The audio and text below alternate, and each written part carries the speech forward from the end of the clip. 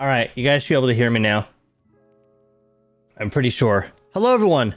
Let's see if everyone can hear me now. God damn, I was making jokes and everything. I hope you're doing good. I know what it was. My microphone wasn't in the right channel. Okay, so yeah, I just want to say there's a bunch of new people who just showed up. So we have Sonoran CMS, we have Strange Ointment, who I just complimented heavily, saying you have such a creative name. I laughed at it. It was amazing. It's great. I said something along the lines of, I wish I had been more creative when I was making my name for my YouTube channel, because Strange Ointment's a really cool name, and I feel really weird not having a great name like that. Anyway, yeah. Real TY Gaming is here. He's the real one, just in case you guys are wondering in the chat. King Game, Savage Mickey,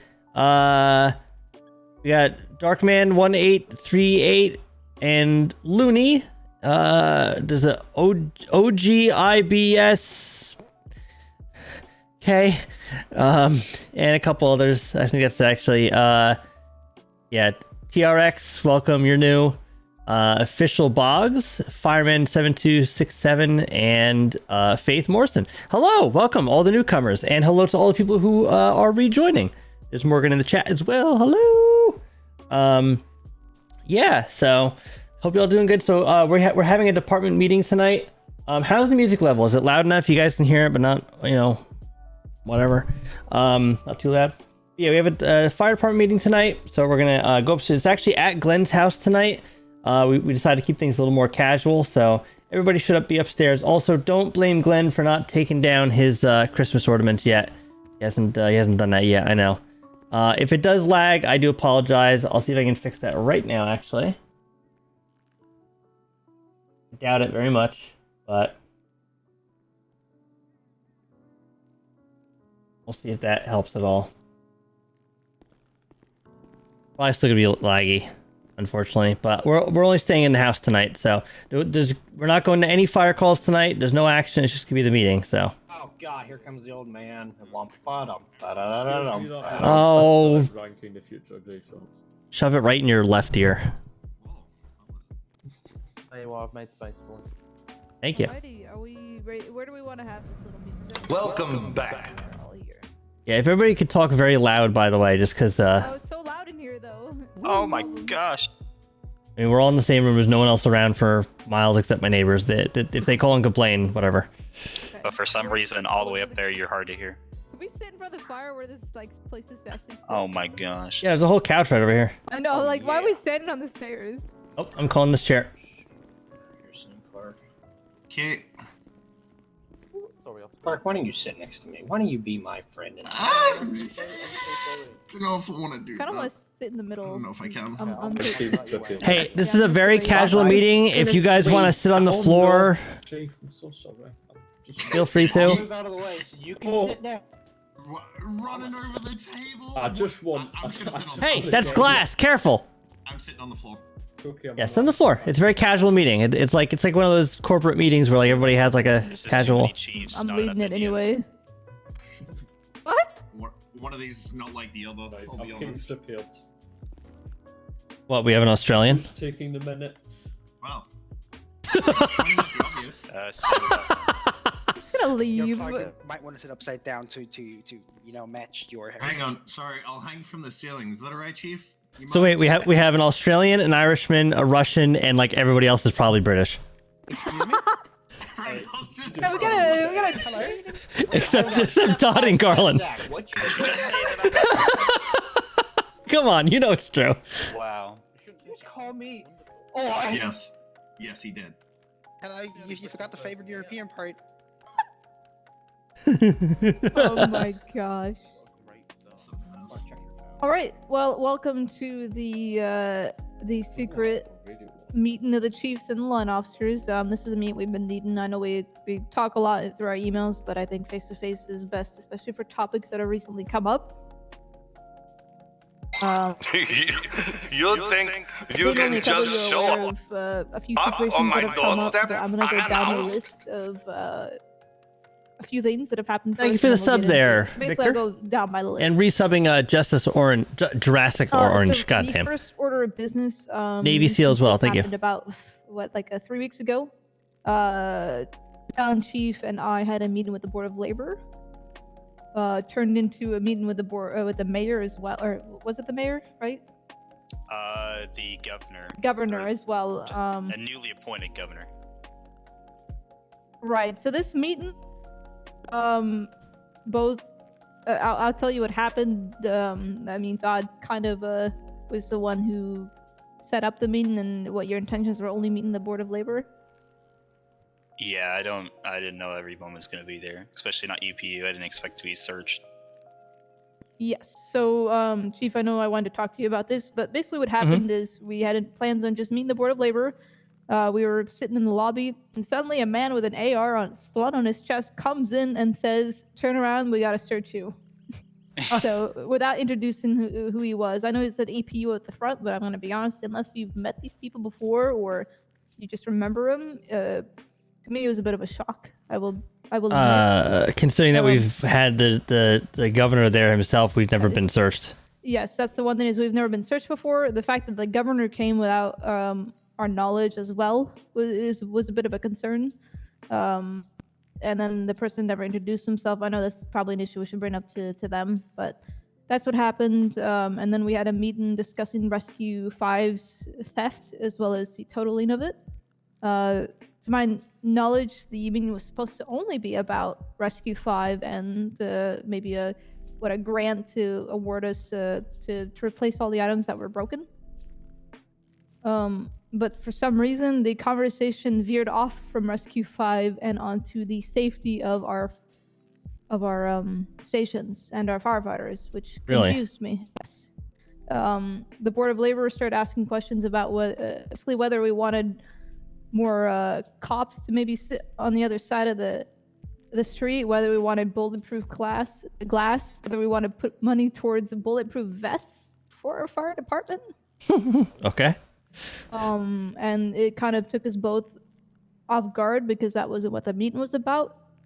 And personally for me, I don't believe anyone here has ever complained about the safety of our fire stations themselves just because our apparatus was stolen. I don't believe it implies that, our firefighters are not safe within our own building. Yeah, it's kind of out of left field. Yes. So that's what happened. The meeting turned more into almost a slight interrogation with me and Todd. I don't know if Todd, if that's how you felt, but I got that impression from it. Welcome. Yeah. So I did speak to Mayor Bailey about it and asked for advice, but I wanted to speak to you, Chief, and update you on what happened there and ask for your advice. Thank you, Shadow. Thank you, Paul. Thank you, Husky. Appreciate y'all. Thank you so much for those. It's up to you. Love y'all. Thank you. But you guys are amazing. Handled poorly, in my opinion. Yeah, it's a lot of left field by the sound of it. I mean, it's one thing to ask about the security and everything of of our vehicles and stuff in recent events, but to suggest that we essentially militarize our station is a little ridiculous. Any other opinions on the matter? I don't know if the government really considers the fact of how much refitting an entire station with bulletproof glass costs. God, so many alerts going on. Hi, guys. Deal, not only for the Thank you, Victor, for the gift. Bulletproof glass, but also thank you, Doc, for 300 bits. Intensive process. And Outlaw, thank you for the resub. Appreciate it. To them, obviously, anyone that intends to cause harm to firemen or other individuals, whether that be law enforcement, emergency services at all, a civilian walking down the street, or a homeless guy living underneath a bridge. If there's intention to cause harm, if they're going to cause harm, deterrence, that's all they are. It's not going to actually prevent somebody from doing it. It just makes it that much harder. I don't see it being that much of an issue. Thank you, Doc. Where we need to go to these extremes. Mm-hmm. I'm also under the belief. Sorry. Yeah, in my opinion, it's just. Speak up! I can't hear you! In my opinion, I think it's just what is the actual point? They could be using their resources for a lot more important things than sitting outside of a fire station.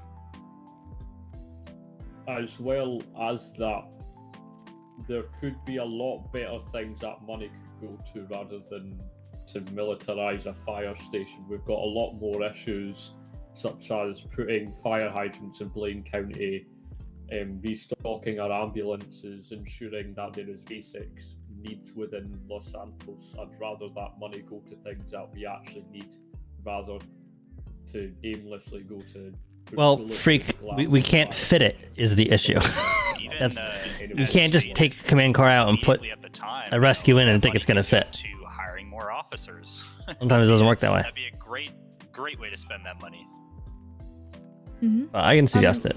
I mean, at first it's a little bit embarrassing to the state that, that we need to think about militarizing fire stations in the first place.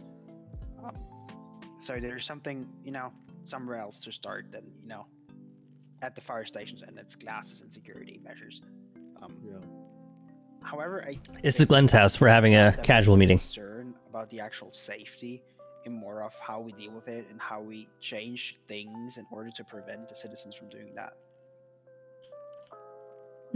That's exactly that was Bailey's argument, is why are they looking to us to militarize our stations versus why not put more resources to more officers in the city, for instance. No, I actually would like to meet with them myself personally as well, because here's my thing is they're putting the onus on us to secure our stations better, to suggest that we get bulletproof vests that we wear around the station and bulletproof glass and all these security features, and wanting to suggest that police be outside our station. How about this? How about, since this new administration came into the state, into the city, that they do something about the crime rate in the city? Because right now, we've never had this much apparatus stolen from our department before. We've never had this many incidents at our station before. And in record history, this is the most dangerous it has been to not only be in our own station, but the entire state. So perhaps they should be funding. I mean, look at LSPD. They have fewer people than they did last year working for their department. And look at the crime rate in the city now. I think more of this funding, instead of going into, bulletproofing firefighters and stations, should go into lowering the crime rate. I think that's where that should go. Yeah. In Okay. addition to that, who is actually investigating these instances? Who's investigating the attacks in the stations? Because I don't know if anyone else has been, but I haven't been questioned once. I haven't seen a single officer at our stations about this yet. They're asking us to take measures to protect ourselves when there hasn't been any measures to protect us. Really quickly to clarify, they're not like pushing us to do this. They're asking if we want these. There is a big difference between the two. But that them questioning whether we believe our firefighters feel like they're safe or whatever the case may be, that does put a bad precedent. Under my belief, Story mode our is not stations canon have here. always been also a community building, which means civilians should be able to walk in and feel safe. It's there for folks to come in and feel like they're being welcomed, and what President always said. And if we put bars on the windows and bulletproof glass and everybody around them is wearing bulletproof vests and whatnot. Yes, just a tip. You have to join as a civilian first Right. into the community. Just that. Helmets, why not? Sure. If those measures are meant to make our firefighters feel safe, I don't know about you guys, but personally I wouldn't feel safe if I had to wear a bulletproof vest just to do my job. Not to mention, it's going to affect our response time. We have to take them off to put our gear on. It's not worth it. And to wear them around the station, that's just uncomfortable. It's like, you might as well ask us to also wear hard hats, because maybe one day the sky's going to fall, I mean, down the line. Not at the station, though. Okay. So down the line, I think what we need is an actual meeting with them about that topic specifically. I agree. Oh, believe me, I'm bringing up some hard questions when we do. All right, so that's what we'll do then. We'll set up a meeting with the Board of Labor as well as the governor in regards to that meeting, and see what we can push forward there. You find all those applications and everything on the website. Order of topic. So if you go to oneocean10.com, you'll see how to apply. Too much of a discussion I want to have, but I just wanted to let you be aware. Last week we had an incident where we were called to scene for an officer down out at the Lighthouse. Chicken Little. Officer down at the Lighthouse. upon me approaching the scene first, I was immediately encouraged. Just and a tip. or That's not a pushed, real reason, so don't lie, please. By the sheriff's department members saying, "Hey, he needs to get into the helicopter. He needs to go now, now, now, now." There's a situation where we didn't have medics on scene. We had, I think, engine was on scene.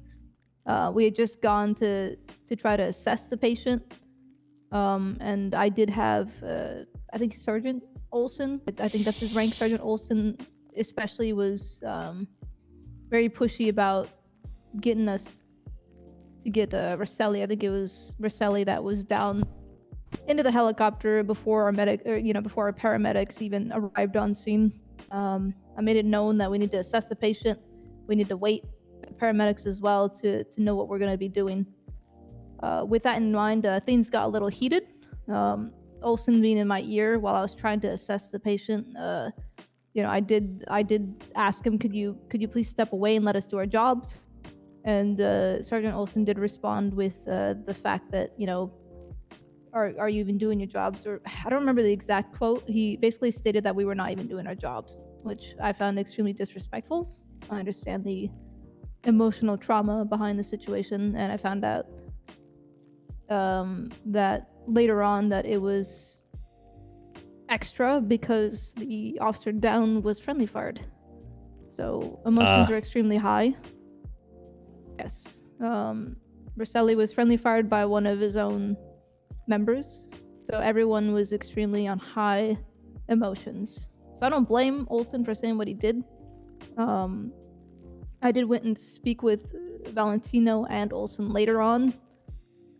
I felt like Olsen still pushed on the fact that we that we need to better our procedures for coming and grabbing someone and getting them going fast, which is the main portion I wanted to bring up. I just wanted to let you know the context behind everything.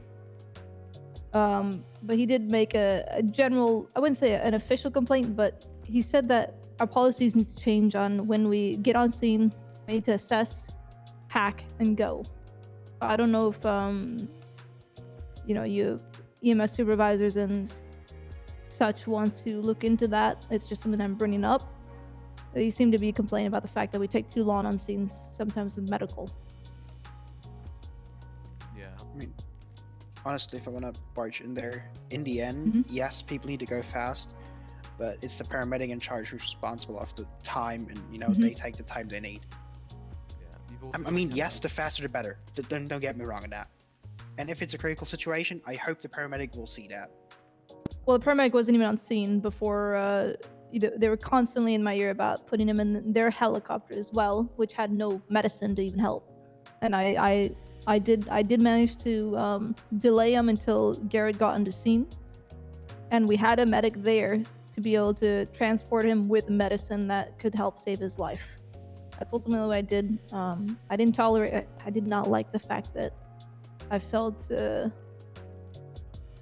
disrespected. I mean, it wasn't even me. I didn't like that we had some new firefighters there hearing someone telling them that they weren't doing their jobs. It's kind of demoralizing. Yeah. I can understand the higher emotions as to maybe why you said that, just because of it being friendly fire that caused it, and I'm sure that would upset anyone. I mean, if I ran somebody over with the engine and in our department, I'd be pretty upset too. So yeah. Not to mention, it's their undersheriff. I mean, you got to cut them some slack. No. The big concern is, my thing is, like, we would act the exact same way. I'm sure. I don't. I wasn't there. I don't understand the full context of it. But could you please speak up a little? Feeling me now? You hear me in the back? Yeah, thank you. Okay. End of the day, like, it's their undersheriff. I'm sure we'd all act, pretty upset and whatever else if it were the same occurrence on our sides. Or, I mean, this is almost just like bashing them in a way, and I don't know. I don't think that's really fair on them, given the circumstances. That's why I told you I've already spoken to them about it and handled that portion of it. The main thing out of that talk, though, is the push for faster response time, but faster loading and going. I'd be happy to look into our transport times, just as long as everyone, including them, understands that there's no point to us transporting a patient if they're already dead. we need time to actually evaluate the patient and carry out any needed procedures, because there's no point in transporting a patient if they're going to die before they can get to hospital. But I do agree there has been situations that even I have done myself and that I have observed where it's taken a long time to transport a patient because there's too many procedures going on, or there's too many people coming up that don't know what's going on, that then need to be debriefed or briefed about what's going on. So possibly if we could look into lowering those transport times by updating policies or just by putting out a small announcement. But I'd first have to kind of look into actually what the main issue is before we try and enact on it. Yeah. That's what I was trying to. Sorry. No, sorry, go ahead. Oh, that's where I just wanted you to have the context behind the complaint, as well as know about that incident in case it's talked about further. I do want to emphasize that it was handled by me, so that situation is either, like I said, I understood the emotions were high, and I even understood it more once I knew the the more context behind it. But yeah, just wanted to bring up the unofficial complaint about that to see what we could do, because it's still a concern that someone brought up and we should look into it. I just realized my thing's blocking the phone. What I think I would see is if we were to rush our care, we would see quite a big trend of the care that we're providing to the patients via the practitioners. That will have a large decline if we are focusing on getting the patient to the hospital quicker. There's going to be a lot less procedures being done, and it will affect the duty of care of the patients that we're trying to help out. It will go down. Yeah. Another thing, who's responsible for the communication for TAC meds and that side of thing? That would be me now. That'd be you. Could we get a list of what medicines and what equipment TAC meds have, just so it's more public? Because part of my hesitation was I just wasn't aware of the extent of what medicines they are allowed to push. Yeah, that's fine. I'll get an email sent out to Chief White so you guys can have a quick look at all of those. Okay. Are you kidding me? Give me one moment. Is Valentino calling you too? He is, yes. Hello, Valentino? Just told him I'm in a meeting. Fired. Valentino? Hello? No, I know what this is training. It might be about actually one of our topics of discussion, to be honest. All right. Okay, moving on. What's the situation with Richards? What's going on there? Because we need to figure out. Apparently, I have a bit they. of information about that. Yes, Before yes. we jump into a big discussion, may I propose something? Yeah. The case, yes, that will provide some information for him, but the case Richards is currently in court and not yet settled, if I'm not mistaken. It is. I was told it was, which is why I brought it up. It is settled. My proposal, anyway, would be to have, It's not for fire crews, it's just the chiefs and line officers. or namely Dot in that case, would take a deeper look into that. Gather all the evidence, if he already has. It has and- been compiled. It requires a mutual Awesome. vote. And propose his results to us so we can wait on it. Yeah, I See- actually have all the information now. It requires a mutual vote and a decision on what we go forward from this point. Okay.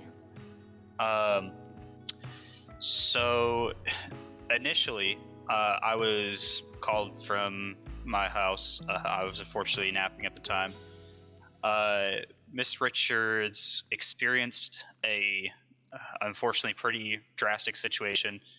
The firefighters that have been on shift experienced a DOA the day or 2 days beforehand, and they experienced 2 DOAs that day involving officers. It was a lot for people to go through, and that was why we had the mutual agreement with Hillside. Unfortunately, Mr. Freestone, which was our personal contractor for that, was unavailable that day. He wasn't able to come by and provide any counseling for the individuals, and it was very unfortunate. She went off shift in a very depressed mood and was under the impression that she was going home. She proceeded to drive her motorcycle in high rates and was pulled over by an LSPD officer. They attempted to have a discussion with her. I guess whether she internally blacked out or if she just, had a lapse from reality, whatever it might have been. She proceeded to go on a pursuit with the individuals, and she drove in excess of 100 miles an hour on her motorcycle. She was in and out of traffic, driving recklessly in other lanes of traffic. She was charged with fleeing and eluding and reckless driving. They knocked down a lot of charges, knowing that she did stop for them and apologized. She pleaded mentally ill. As of right now, she does have a felony as well as a mentally ill record. In doing so, she is set to be released Monday, and we need a decision to come to fruition. Me personally, I don't think it's necessarily logical for us to have a felon in the department. Obviously, that's not my call. We have to come to a mutual decision here, but if the decision fell to me, I would almost chalk it up to forced retirement at this point. I don't feel like her actions were true to herself, but regardless, the actions were performed and she has to take the consequences for them now. But that's as far as I have compiled on it. Yeah, as far as that goes, I mean, our hands are kind of tied in a sense because, we're all state employees, including herself, and if she is a felon, it's kind of hard to be a state employee when you're a felon. I mean, unless we can find some loophole that makes that possible, I think our hands are kind of tied on that one. Yeah. The unfortunate thing is she pled no contest to the charges. Yeah. I may ask, has she been evaluated by a psychiatrist yet? I don't believe so. Yeah. Sorry, she you definitely- can't. Was that?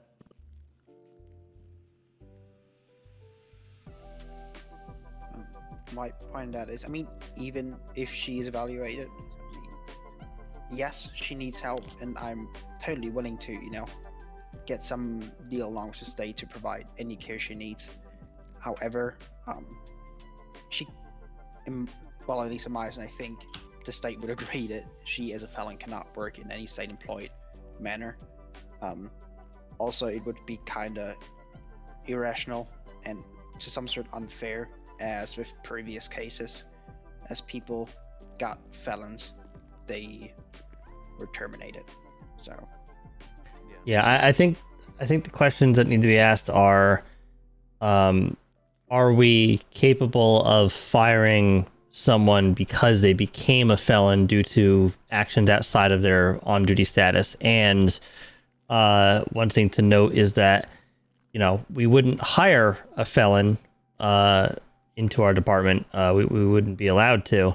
So, that comes into question of then when we have somebody who is now a felon, what do we do? So I believe,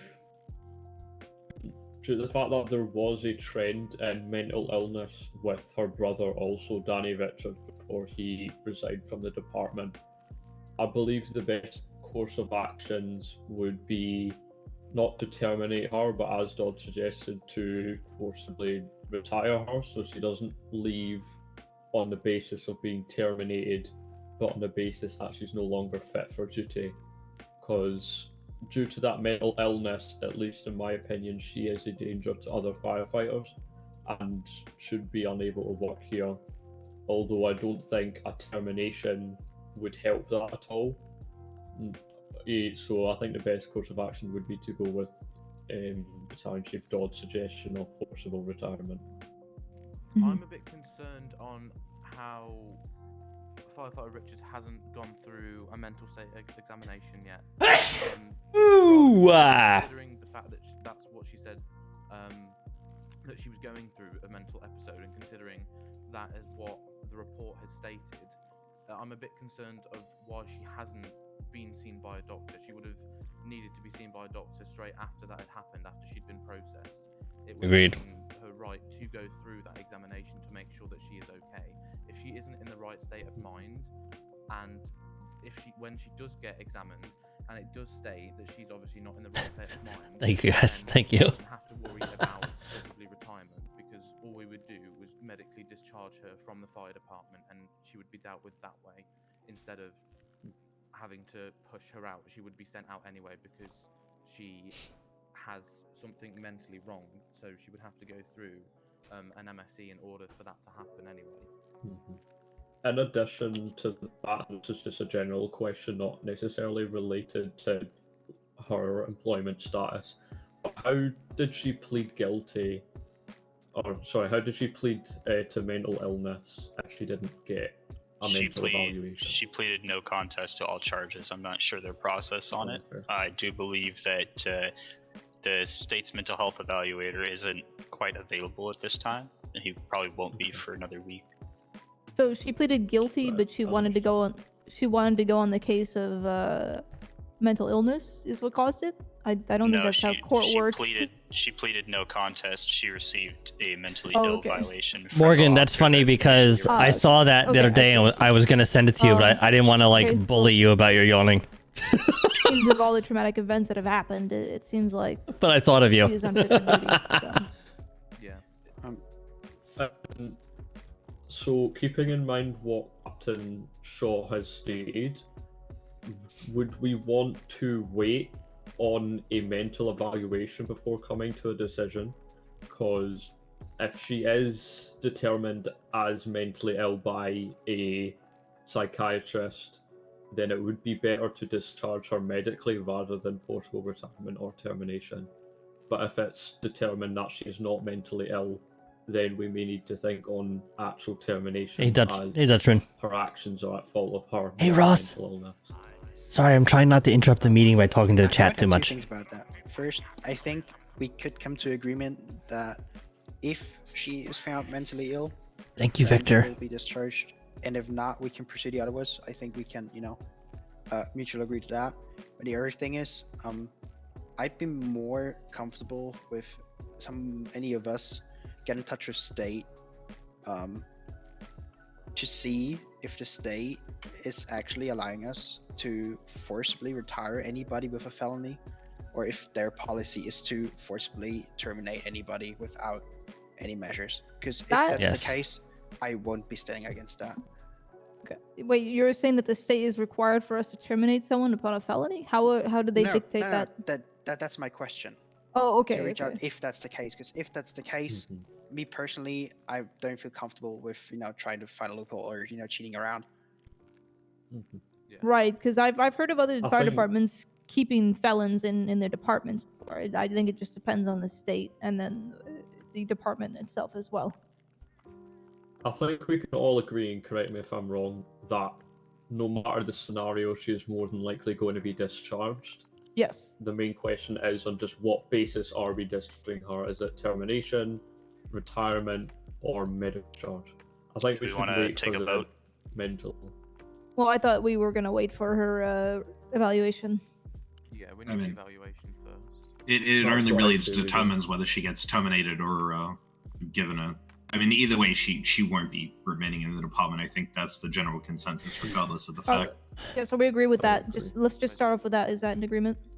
Yeah. Regardless yes. of the Yes. And if I can just add to it real quick, I feel that for all the work that she has done for the department and all the service that she has given the state, that if we can find a way to forcibly retire her, which is giving her whatever benefits she has considering her tenure with us, her stipend, whatever, I think that would be the best option, just to depending on just because of what she's been through. I feel like that's a better option than just like cutting ties and kicking her to the curb, which is what termination would be. I feel like a forced retirement's a better option and a nicer option considering all the service she's done for us. Totally. Like she said, she's been a crew member to us. She's been a friend to us. She has been a sister to us. I think it would I agree with what she said. It would be bad on our end just to kick her to the curb. I think as her chain of command, it is our duty to do everything in our power to help her. So yeah, I agree with what she said. Thank you, Freak. Appreciate you. Well, hopefully we'll figure that out. Do you mind to get in touch with the state to figure out if we can keep her around to put her on forced retirement, or if the state doesn't allow any felons? I think Chief here can probably go speak to the commissioner about the policy on that. Yeah, I can do that. Are you referring to her being on duty still, or just like No. Well, generally a part of, state's employment. Oh yeah, I mean, I yeah. Until it's determined, yeah. I think that's yeah. I'll reach out to the commissioner though. I think as of right Thank you, now, Paul. she's on a leave until the situation can be handled. Yeah, definitely. Yes, yeah, she's on a leave of absence for that. Okay. Any further comments regarding Richards? Not on that matter, I don't think, from me. Okay. Now I don't know if any of you are aware of this next topic is going to be a sensitive one. And I'm gonna be honest, I wasn't told I had to be confidential about it, so I'm going to Thank be you, Shane. transparent Appreciate about you. it. Because I kind of figured it out based off of putting the puzzle pieces together. But our former firefighter Warner ended up passing away due to self-inflicted wounds, and he ended up Thank you, Sean. also taking his child with him. And as we know, his wife is our firefighter member, and we need to discuss this issue. Right now, Morgan is on a forced medical leave, but we need to decide what to do with her, how to help her. How to help her forward, because obviously this is a traumatic experience, a very traumatic one. And the investigation is still ongoing. And I just need to know your advices on how we go forward with her and help her through it.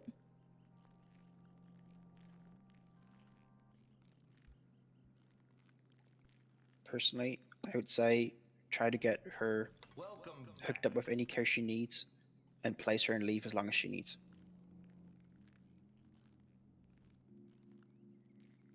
Definitely. Agreed. As well as offering a lot of psychological support as well, obviously with Hillside as well. I think that's definitely something that needs to happen. As well as Firefighter Snyder, as all three of them are in relations as well. He actually come to station not that long ago, shouting and bellowing at firefighters, asking them, obviously he was grieving at the time, but shouting and bellowing at firefighters. I'm sorry if you guys can't hear him. I can't help with that. In addition to what Captain Shaw has said, I think we should also try and. Oh, come on, Matt. Come on, Maddie. It's Friday night. I had a long day at work. Let me have a glass of wine. I obviously understand it is heavily encouraged that they do seek psychological support and support from friends. Although, especially with it being so recent, the event, we should be wary not to force anything upon them, so it's time to actually be ready to seek that support. Basically allowing them some alone time is what I'm saying. Obviously we should still check in with them to ensure that they're okay. I think you know what I mean. Okay. I am gonna go ahead and throw a bit of a twig into the bike wheel here. Morgan has stated that she likes being on duty right now because it does keep her mind off of this situation. I don't believe it's something she should be doing, which is why I forced her on medical leave for the time until we discuss this and then find Tut. I've been recommendation doing that since further on. I believe she shouldn't be on duty for 16. At least another Not week. against Twitch TOS. It's allowed. Probably one of the most suitable decisions at the minute. I think we should also probably not, so to speak, get her a Unstable sorcerer. I know who you are. Welcome to the stream. Good to see you. Want something like what has happened to Richards to happen to her as well. Obviously, it's a completely different situation. H's. But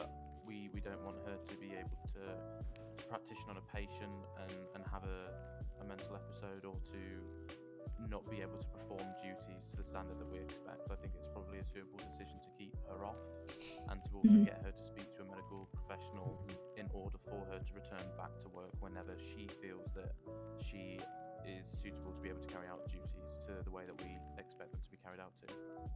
If I may, would we be in favor of mandating that she go see a doctor about what happened, and that he or she, whoever the doctor is, has to give a bill of good health in order to, proceed with her duties?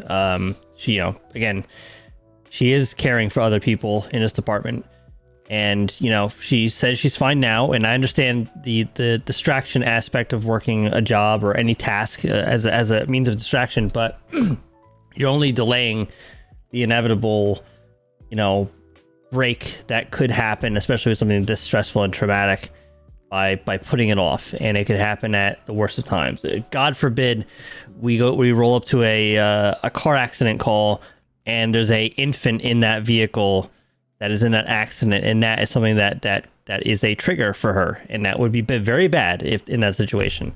I think we need to mandate that she go see a doctor and talk to them, and that doctor has to give us a clean bill of health. And at that point, any liability is then on the state who issued that doctor. That if anything does happen after that and she's cleared and everything and something happens, that it's on the state, not on us. Because right now the liability is on us if we keep her on duty. But if she sees a doctor issued by the state, it's then on the state if anything happens from there. And I'm just speaking from a liability standpoint. Outside of that, I would love to keep her around for on duty, but I know she needs help. That's the most important part, and we need to care for her, and that's our responsibility. I agree. In Okay. addition to what the fire chief has said, if I could also suggest, it's going to sound weird at first, but just do bear with me. Does Morgan have anyone else in the department that she is relatively close with, that she trusts? Does anyone know? Her brother-in-law would be Snyder, yeah. Okay. Oh, Snyder. I have also opened my doors for her to stay with me until she, because she's at this point alone, wherever she might live. So I've done that. She hasn't taken it all up on that, but yeah, I guess Snyder would be the closest thing there. So, if she does get cleared by a psychiatrist to come back to duty, if I could suggest that she it is not only be dispatcher placed with individuals I that in the don't know how you say event name, of a sorry. mental breakdown can control her. So until we know that she is safe to be with other individuals, we place her with people like Snyder and other people that she trusts. So if anything happens, that they can help her and they can control her. Because God forbid she's a PIC on an ambulance with a probie on their second shift and something happens. I'm gonna step in. I disagree with that. If she's gonna be cleared, she needs to be able to work with everybody. We can't because Snyder isn't always gonna be there. He's not always gonna be on duty at the same time. Everyone has a different schedule, so we need to make sure for sure that she can go back on duty and be able to handle herself. If anything, I think the best way is just to be there for her. Sure, we're there. It is, we are a family, and everybody should be able to help out. If, hopefully, if this does happen, I would hope that anyone here is not only trained, but we're also close enough to be able to help her in that moment. Absolutely, and I'm willing to partner up with her any night that she needs it. So I'm sure any of us here are. So okay, I'll let her know then that she's on a continued forced medical leave pending the stipulations of her returning after clearing herself from a doctor, a state given doctor. And that being said, can one of you volunteer to reach out to I'm drawing a blank on the hospital's name that does mental health. Reach out to them and see if they can have a doctor get with her, an appointment. Yeah, are you referring to Hillside? Hillside, thank you. Yes. Yeah. Well, Thank you. Okay. Before we get into my current final topic, is there any other? Are there any other discussion things we should discuss about? The issues, concerns, suggestions, etc., etc. The next topic will be about So, lieutenants, by the way. I have something that I need to bring up. It's a bit of a touchy subject for some people. Oh yes, and when he does, please hear him out entirely before we jump to conclusions or debate it. Just hear him out, because I know some of you are going to disagree, but just hear him out. So, this was discussed a long time ago. This is going to be good. Different LAO department administration. It has since changed. It's been several months, I think around 6 months since this was initially brought up. So there was a discussion for a tactical medic team. And this tactical medic team was initially designed to support LEO in their hostage scenes, or I guess extreme rescue scenes, in which high levels of lethal force was needed. So situations where they had barricaded subjects, an issue with a possible bomb, or any issue where they had to activate either an SRU team, SRT team, a SWAT unit, situations like that. We were initially setting up this program to send a team of medics into the warm zone with LEO, and they would be behind a Bearcat or an armored vehicle of some kind to perform medical duties. It didn't really take any traction, just kind of sat there, and it wasn't really at the fault of us. It was more at the mutual fault that nobody could come to an agreement on how it was going to play out. Since then, I have been reaching out to the different law enforcement agencies, tactical commanders, and we've come to a mutual understanding between us and the, I believe it's the Special Recon Unit, or I'm not sure exactly what their acronym is, the SRU for BCSD. Strategic Response Unit. Thank you. That their tactical commander, which is Valentino, he has agreed to basically make some of our medics tactical paramedics, and essentially sworn in law enforcement. So we would give them training to be SRU team members. They would go in at the back of the stack of law enforcement officers, several officers ahead of them, one officer behind, and they would be sandwiched between officers, very protected. They would receive gear, bulletproof vest, BD. Like, why was I getting those on-scene messages in the chat just now? Look at this. Vests, specifically their helmets. How am I getting that? Weapons from BCSD. They'd be highly trained and able to perform all of their duties properly. It would be restricted on our side to members of the Rapid Response Unit, as they're the highest trained levels of paramedics. This ensures that we can provide very advanced medical procedures and still be able to successfully defend ourselves in these situations. The goal for this is to eliminate the need for staging. So right now, as it is, we have to stage for these incidents, and it takes that much longer for us to be able to go to these patients that are injured, or these subjects that are injured, and we end up unfortunately having DOA in that case, or it will tie up their tactical medics with long-term care rather than short-term care, which was initially their goal. So this will allow us to have people in the RTF, which is the Rescue Task Force, respond in with these units. The people that are on the medic for that night would be issued bulletproof vests and a helmet, and these would remain on the medics at all times, so that if they had to stage from this, they would be out of the view of the building, out of view of any of the hostile situations that are happening. They would be classified as the warm zone, and they would receive patients that come out from the building and be able to perform immediate medical treatment.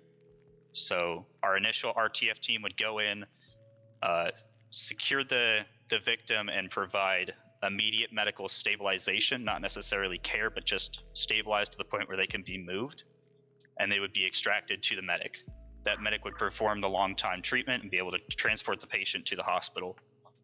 I'm hoping to get this airborne, and I've put that into our specific chats for the chief.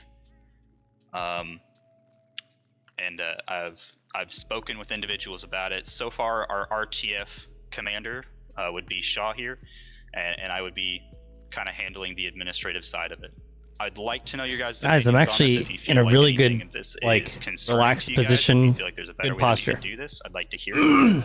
But ultimately, the training for this would come from BCSD. It's up to the other departments, the other law enforcement agencies, if they want to work with us on this.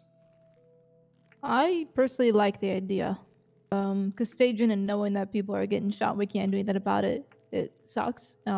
This will allow them to have more numbers as well to actually go into the I guess what they call the hot zone, where we can be there to be their backup aid and whenever they get unfortunately shot down. I think it'll build up inter-department relations a lot more as well during these tense scenes.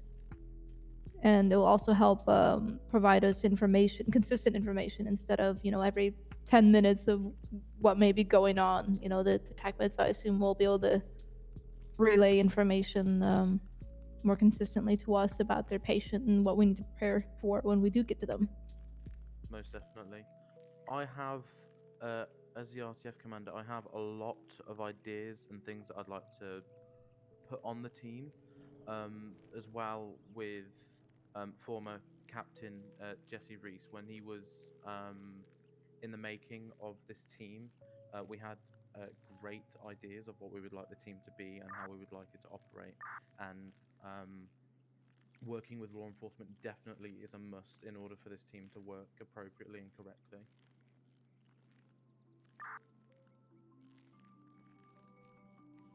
I do also want to stress. Bump in, but I need to go. Apparently, some cop stuck on a ledge. I'm sorry. Exactly. A cop stuck on a what? A cop stuck on a ledge. After sniper Oh. shooting, some sort of that. Yikes. Okay, have fun. So, I do want to stress the importance of this. So, in order for this to work, it can't be a trade-off where we send people or we don't send people, and then we have to retract those people from the scene.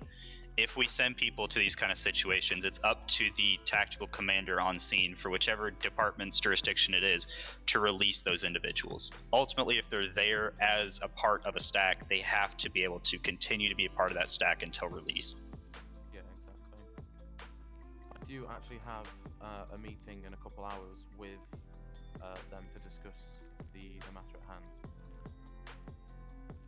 So that will be interesting, and then I'll send out emails on how the meeting goes, and I'll inform everybody on that. Yeah, I definitely agree with it. I would see if you can get all law departments involved in it too, because we can be there to help out on those tough situations, and then they can have more gunmen to protect each other as well in a stressful situation, which I think they would So like. far, I believe everybody's interested except for the state police. I don't believe that they want to take the risks of having people that are currently not trained in law enforcement as a part of it. I believe if they see the action themselves, it might change that. Mhm. But at the time, there's a bit of hesitation. That's fine. All right. Anybody else has an issue against or concerns? Oh, is this going to be a certification or a subdivision? I assume. None for me, by the way. It'll be a certification on top of Rapid Response Unit. Okay. Yeah, I do like that you're saying only rapid response units can be there. That way they have the highest level of care as well. Yeah, that was a suggestion provided to us by McCullough here. Yeah. It might also, I don't want to say it, but it might also strangely get more people motivated to get the certification. Getting paramedics. That's true. Medic. The primary reason we restricted it to that is they have a lot more that they can do. So, what was it? 100 plus medications? You said, McCullough? Somewhere around that range, yeah. There's a lot more invasive procedures that they can do, and that's ultimately what they're going to be doing is the extreme contact stuff. Yeah, we need to ensure that people who are going into these scenes are trained to the extreme so that they're able to handle anything that can pop up. Because if we send in just a normal paramedic, they might not know how to do a specific procedure, or they might not know what this specific medication is because they're not trained in it. But allowing critical care paramedics to be able to catch onto this certification is not also just a milestone for them, but it's also something which will benefit many people within the state. I think the Chief Medical Officer, which is McCullough Bryan, he is already recruiting more critical care paramedics as we speak. I think there's a few interviews that are still going on, if I'm correct by that, Brian. We have one more to go. At the moment, there are 3 new candidates to fill a maximum of 3 spots. In addition to that, we previously hired 2 more critical care paramedics. In fact, sorry, 3 more critical care paramedics. So depending on how the current hiring phase goes, we could have a maximum of 6 new critical care paramedics. Which would be wonderful, because then we would have the manpower for the RTF team with the expansion of the critical care paramedics. And then obviously once training happens and everyone's fully trained and knows how to handle things, I think it would be generally a great addition. Ultimately, if this is passed and this is something that we continue with, and it actually does take off, the few things that we would need currently, Garland here is helping me source a few vests from the LEO departments. We're working on getting a tailor to take care of those so that we can get some logos for us made up, so there's a bit of an identification for us. Mm-hmm. I've worked with Fleet Services. They've got a vehicle for us. They're one of our F-250s. They're able to put a logo on that so we can have a response vehicle for this. And I believe everything else is furnished through BCSD. But the only thing that I need for this certification, other than that, Chief, if you could help me get a deal where our pager system would be able to have a method we could put onto it for the RTF activations, that'd be Actually, fantastic. I believe there is a third option that is called rescue, so you have the option of paging fire, medical, or rescue. You could utilize. So, Okay. rescue OD. Tactical medics are a real thing. That way there's a method of activation. And I'm not asking my firefighters to open carry while doing regular duties. That's ridiculous. If we don't Not have gonna the happen. RTF people available, we could still send the medic into the warm zone for But that when cause as well. We paramedics just wouldn't need have to the get people going somewhere inside. and they can't access it because it's a dangerous situation, we send in trained paramedics who can deal with that I do dangerous find situation. the argument of, putting someone at risk a little odd, since we're, as firefighters, are always risking our lives every day. But it is what it is. As you said, once we show kind of what the certification does and how it helps, hopefully they'll be on board as well. So I'm pretty sure that for big calls like that, it usually state is there as support anyway. Yeah. I mean, Sorry, go. we'd be trained for the situations anyway. The training would be exemplary training by the Blaine County Sheriff's Office. I've already seen what they're capable of, and we've seen as well from staging for SRU activations when they have been activating how exemplary they are and how they handle situations. So I wouldn't. I mean, obviously, I'm not a state police officer, but I wouldn't really see the risk that we would be opposing. It would be the exact same risk of a law enforcement officer being injured on scene than it would be for a firefighter that's trained for the situation to be injured. It would be the exact same course for it. If I may ask, For a level of transparency here, the reason that I went to BCSD for this is I've noticed that their training is a bit more beyond what most tend to instruct their teams at. Okay. if I may ask, how will we be amending our trainings, specifically the EMTA training guide, which is, I'm assuming, when it would be taught, so that firefighters know how to operate on these scenes? As I'm sure it will be a very new. I mean, we just discussed how the TAC team works in this meeting, in the stream. Vests and helmets. So Like, are we going to be we're actively implementing talking about it. training? Will it be implemented? I don't have to through explain it our when they're initial training at talking the about start of their career. How exactly will we be informing firefighters on how to operate on these scenes correctly? Great question. So, for current members of the department, there would be a training that would go out that would be mandatory about how to stage for these incidents, and it would it basically take people from everywhere, and we would have them see a building and say, okay, well, that right there is the building where the active shooter is taking place. You know, where would you stage to be out of the way of that incident, but still within range to receive a patient? And we get a basic understanding of, okay, are they capable of determining their own staging location? Are they not able to determine that? Do we need to get law enforcement to determine their own specific stage location? If it appears that, you know, people can make their own determination about a proper location to place a medic to where it won't be damaged by gunfire or they won't be at risk, that's great. If we decide that we need to have law enforcement set a stage point for us, we can do that as well. That's fine. I have no problem with that. For new members coming into the department, this would become a part of their initial Section 3 training. So their medical portion, they would be taught about where to stage properly, how to remain out of sight, what kind of things they can expect to occur, because obviously there's going to be potential for gunfire, there's going to be potential for fires to take place, there's potential for mayday situations to happen, a lot of chaos to happen, so they need to be prepared in a situation to where they're out of the way for incoming responding law enforcement and still able to retrieve a patient as well. So that's something that we can discuss down the road if we want to determine a better way of training for that. I'm all ears for it.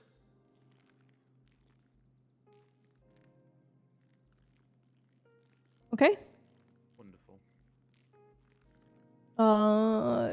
On the next subject. Yep. Well, Anybody else have anything that they want to bring up before we go into lieutenant discussion? yes. If you're asking if our medics are going to have gun safety Okay, training, one little yes, thing. that's 100% I did happening. notice an incident report regarding sarin gas. I assume that McPaula's not here, but are we? Oh gosh. Are we aware that should be an upcoming thing again? Yeah. I really hope it doesn't come back. I'm not going Okay. through that again, I'm sorry. Well, you're gonna have to if it does come back. I just wanted you all to be aware there was a report regarding 2 of our members being exposed to it, so we should be on the lookout for further exposures and obviously set up our old defensive policies that we had up previously. Okay, on to lieutenants. It is a new year. We would like to hopefully mentor some new lieutenants into our line officer team. We still have 2 more people to interview. 3 technically. I'm going to be honest with I know Albert. I'm still willing to interview him as well, so that would leave 3 more people to be interviewed. I think I did email 2 of them, and they said they'd be around, I think, next week for it. But with what we have, should we go down the list of whether we want to start actively mentoring any of them, and who we're also going to just passively kind of keep an eye on for future bringing them up, Sure. you know, stuff like that? Okay. I'm going to just go down the list. Morgan, I think it's pretty self-explanatory that we probably will not be proceeding forward with her at her current state. Anyone in disagreement? No, I'm not. No. Fully agree. Okay, yeah, and that's very unfortunate. I know she stated she might not even be interested anymore about 3 weeks back anyway. Okay, Sanchez. I did forget to put up my feedback on his interview. I wouldn't personally from his interview. It's gonna be hard. I'm gonna be honest. It was kind of hard to hear him. Gotcha, at freak. some Okay, points thank you. Because he needs to kind of drink a little more water, so his vocal cords can be a little more smooth. I wouldn't mind passively looking into him, for the future. But one requirement I'm going to have on him is that he needs to start drinking more fucking water so his voice can smoothen out. His interview was, from what I heard, was all right. And I think he could be a good future asset if we start veering him into that way. Mm-hmm. But yeah, I'll have to talk to him on that. Start getting healthier. Anyone disagree or agree? I think he's got great potential. I mean, I would definitely say he's doing a lot to try and make himself known, and he's doing a lot to try and help others. Mhm. I'd say there's a lot of personal growth to be had there. Of course, and I'd like yes, to see him try and take a little bit more. we don't need to bring leadership attention to and action that. on some things. All right, But we don't I don't we don't believe need to it's bring attention to great that. potential at this time. Okay, but we can still start pushing him in There's- that direction. there's water and and let him know, wine. hey, we're looking at you. Absolutely. Anyone else commenting on this? I agree with what No. Doug stated. Yeah, I think he definitely has a good head on his shoulder to be one in the future for sure. So I'll speak with him on it and start pushing him to be more upfront with his leadership. Okay, Harless. I've got great faith in Harless. I think he's done a lot to help others in the department. He's done a lot to try and better himself. He's well invested into the medical side of things. He'd be a great individual to add to our medical command staff. I'd say just about the only thing that I have on Harless, I don't know if his friendships with people in the department is going to hurt him being able to have a serious conversation with people on issues and mistakes that have been made. But I believe that with great mentorship, he can definitely be a well-versed member of the team. Yeah, I agree. With the feedback that I had seen from his interview, it seemed like it was rather solid. However, like Battalion Chief Dodd did state, I do agree that it could possibly be hard for him being able to carry out disciplinary actions with fellow firefighters that he may have made quite a strong relationship with. So that's something that we'd have to factor and I also have- keep an eye on, really. Water. So I like him as a firefighter. He's got a pretty nice personality. He's definitely very dedicated to the department. His interview, if I remember correctly, was actually pretty good. Application for the interest on it was good as well. I'm personally feeling confident to push him forth onto more active mentoring on him and seeing what he can do. I You okay there, Chief? You're kind of clicking your teeth there. He got Oh, where me? he started playing with his blocks. Yeah, he's trying.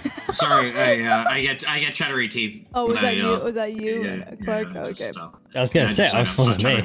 Okay. Any Well, further? I sorry, are my dentures loose? Yeah, some glue from downstairs.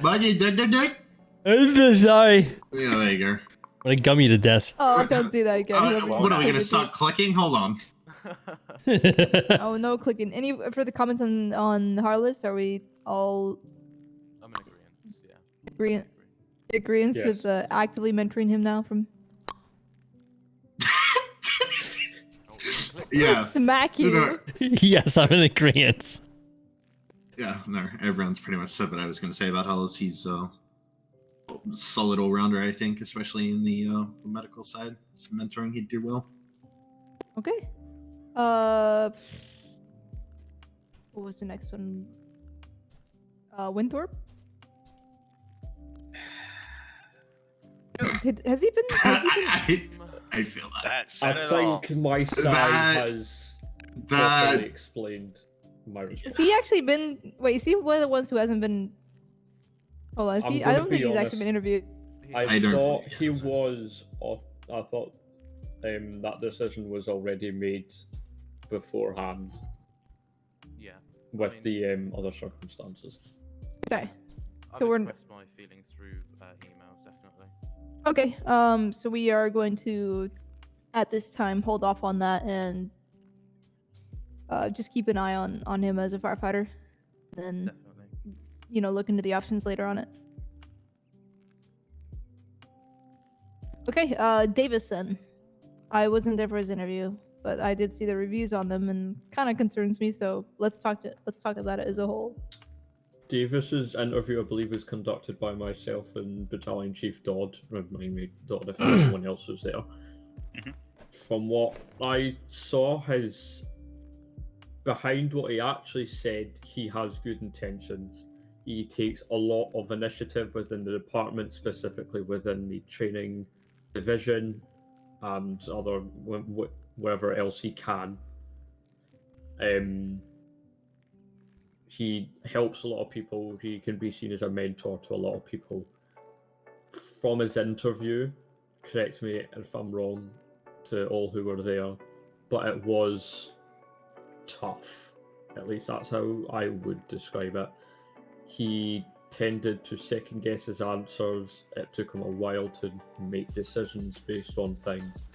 And in joint with the nervousness of the interview, I honestly can't really make a decision on how it went, as it was more than likely partnered with the nervousness. But due to the fact that he takes such a long time to make decisions and second guesses himself quite a bit, I believe that does reflect his leadership skills. Scott's more of an adult than I am. On let's say a structure fire, you don't always have the time to waste making those decisions. You need to be able to make those decisions fast, and at the moment I don't quite think Davis is there. Earlier today I was speaking with Battalion Chief Dodd, and we both agree that with great mentorship and with great leading, that Davis has absolute great potential. But right now I believe he's still learning. I believe he would be a good candidate for the position of lieutenant in training if he does receive that mentoring. Yeah, I agree. I absolutely want to give him the chance, and I want to see what he does in tense circumstances. The only notable command that I've actually noticed from him, or authoritative side that I've seen from him, is obviously through trainings and through hazmat as well. And I'd be interested to see what a more intense situation results in, as far as if he's able to keep up with the pace. But yeah, I think he should continue into mentorship.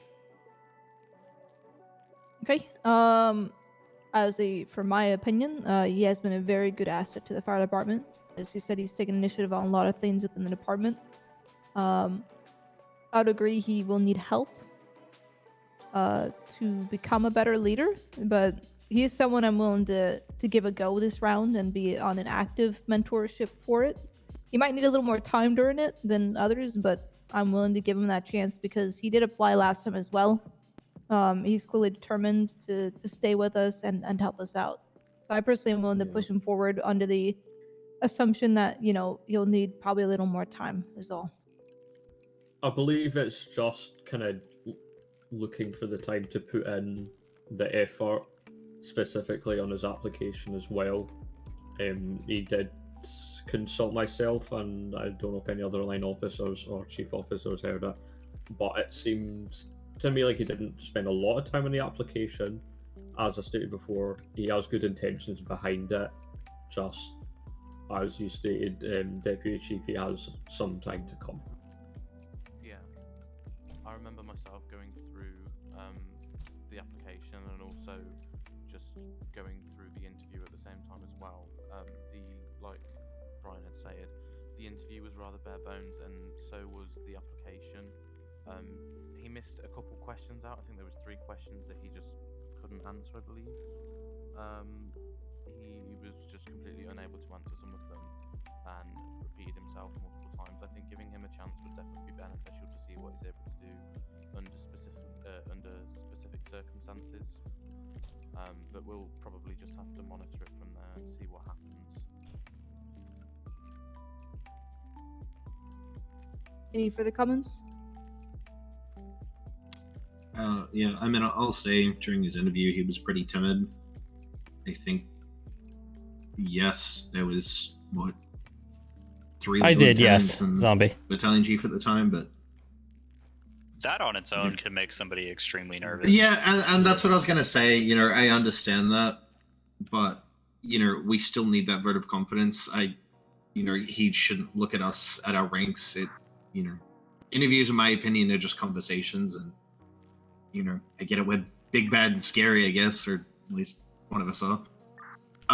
But you know, like you just got to Trying to lose weight, dude. You need to. That chair's starting to bend a little. Look. But like, you know, there needs to be that. There was, I don't know. I wouldn't say self-doubt, but almost like self-doubt. Like he would always question himself, and you know, I think yes, there are some times where it's going to happen, but a lot of his answers were he wasn't sure. You know, and he's a fire tech.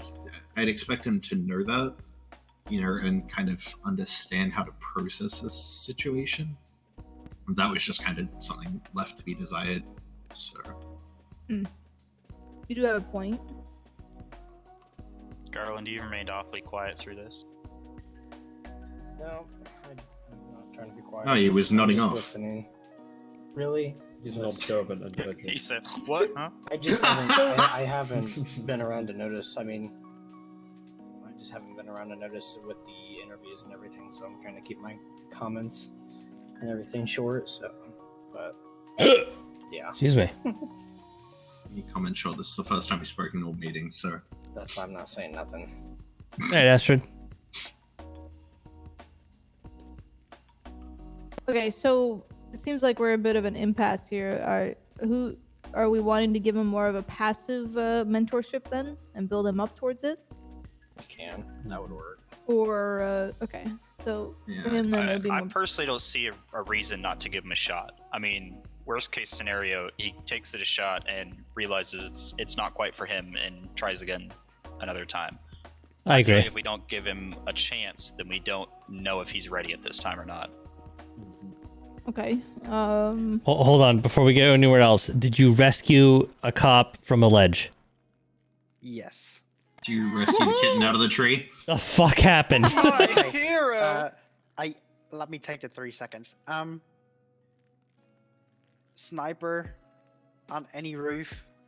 They were chasing him down. A cop was jumping from a roof onto a fire escape, which unfortunately did not go all the way to the top, nor did it go all the way to the bottom. Just a way for a fire escape. He ended up on the ledge, running around the ledge, and yeah, at some point he got stuck in a corner on a, I don't know, like 3 feet wide ledge. Cool. So note down the address, and we'll send a fire marshal to take care of that fire He's on the escape. scene. We have a fire marshal on scene. Oh, good. Okay, cool. All right. Anyway, Technically, it is still a fire escape, just not functioning as a fire escape. Oh He my still had God. fire to escape. yeah, you just need an ambulance at the bottom to treat your broken legs. Yeah, because it's And a ladder. Yeah, because it ends at the 4th floor. So you Yes. would have to jump 4 floors down. So Okay, so legs and hips and everything's got Leg it. day. Don't skip leg roughly day. You'll be 50 feet fine. drop, I'd say. Just roll. It's fine. Just roll. Anyway, go ahead, Campbell. Okay, so we need to make a decision on the passive or active mentorship for Davis. Personal vote, I'd say, depending on the other candidates, just like, put him on hold, but just let us get through who we have, and then we can kind of make a Well, decision as to whether a passive let's or circle full back blown. to him. I agree. I think it would be better to put him on the back burner, evaluate our other candidates first. Okay, next one is gonna be Blaze Snyder. That's I'm Snyder, right? sorry to barge in, but I know. could you please just, I don't know, 30 seconds or less, just bring me up to speed on which candidates we are and what you've decided about which candidate? Let me see here. Hold on. We've only gotten through Oh, 3. Morgan was a no because of the recent issue. Sanchez is passive mentorship. Harless is active mentorship. Winthorpe was a no for the time being. Davis was a we'll look into it later. And now it's Snyder. Snyder, yes. Boogity boogity boo, where'd he go? Oh yeah. Also, someone to chief. Time to move. Oh my god, and the fireplace is out. I just noticed the fireplace is out. Wow, you're looking at it and you didn't even notice. It Nope, was out I'm when I blind. left. I don't think it was ever lit, to be honest. No, It it was. was. It's on We're a getting off timer. topic. We're Yeah. getting off topic. It's on a timer. Don't worry about it. Butt's getting numb. I just haven't adjusted to daylight savings. Yeah, let's continue on. So Snyder. Takes his Who spot. wants to start? All right, fine. I'll start if no one else wants to. You'll sit Thank there and you. be quiet. Go ahead. Nose go. Let me take a seat. All right. Today on my TED talk, no, so I think Snyder has good intentions. His interview was, how do I word this? It was good, but his public opinion would say otherwise. As you all know, I'm from Upside Down Land, and I can cuss like a sailor like the rest of them. However, him during an interview, using that language just sets a precedent of, I don't know. It's hard to like word, because words are hard for me right now. But I mean, he has good intentions, but I just think there is some questions to be raised going forward with him. Yeah, I guess you could take the swearing the same way as Deputy Chief Campbell trying to onboard a new recruit to the department and conducting an interview. And throughout the whole interview, it's F this, F that, effing and jeffing, constantly. It's not really a professional standard that we want to set. Obviously, there is more to the reasoning as well, which will be brought up as well. I believe Lieutenant Chief Dodd also has a few concerns of his own. So I tend to believe that he's a bit more of a aggressive leader, if that's the right way to word it. I feel like he's definitely one for the authoritative side. I'm not 100% sure on the leadership side. I've not really seen much of his leadership, other than select fire trainings and such. I will note he's done a lot to help improve firefighters recently, making a lot of points known about issues that have been going on and such like that. It can be good to notice problems that are going on in the department, and I like seeing that somebody's trying to always make us better and always try and improve. I will say, yes, the cussing is bad, and it's a problem that I struggle with as well. A lot of things can be fixed, and that's primarily what we're talking about here is the mentorship. So I believe with proper mentorship on these concerns here, and stressing, hey, we gotta watch your mouth around these situations, and making that a firm point, hey, you're here to do a job and uphold the rank of a lieutenant during this phase of your training. You need to ensure that you're in the public's eye the same way that you would expect chief to be in the public's eye. If we stress that to him, we still notice a problem, then obviously we can deny it from there. But I believe that it's worth a chance, at least, to see what he's capable of, because you never know. It could be great or it could be a flop. It just depends. Yeah. I think, as I stated on the email response to his interview, he struggles to find a balance between personal and professional. I feel if we were to bring him on as the role of lieutenant in training, that would be one of the biggest things he should work on, to be able to separate a personal life to a professional life. Because if he is, let's say he's talking to someone that's made a mistake and he's friends with that person, he's swearing and bringing personal things into that, I don't believe that is the example that we set as a sales department. As Captain Clark stated, his intentions are good, and the prosperities and his aspirations are good. It's just ensuring that he has that balance, which, as Battalion Chief Dodds stated, can be fixed with mentoring. So what I say is, you think he would be a good candidate as a lieutenant in training, given he receives that mentoring. I'm not going to be the dead horse. I mean, you've all said it pretty much what I, would say as well. He shows potential, however, he has a good bit of attitude. Which, I mean, at first is nothing bad per se, but the way it's controllable, that's the thing we need to look out for. And especially,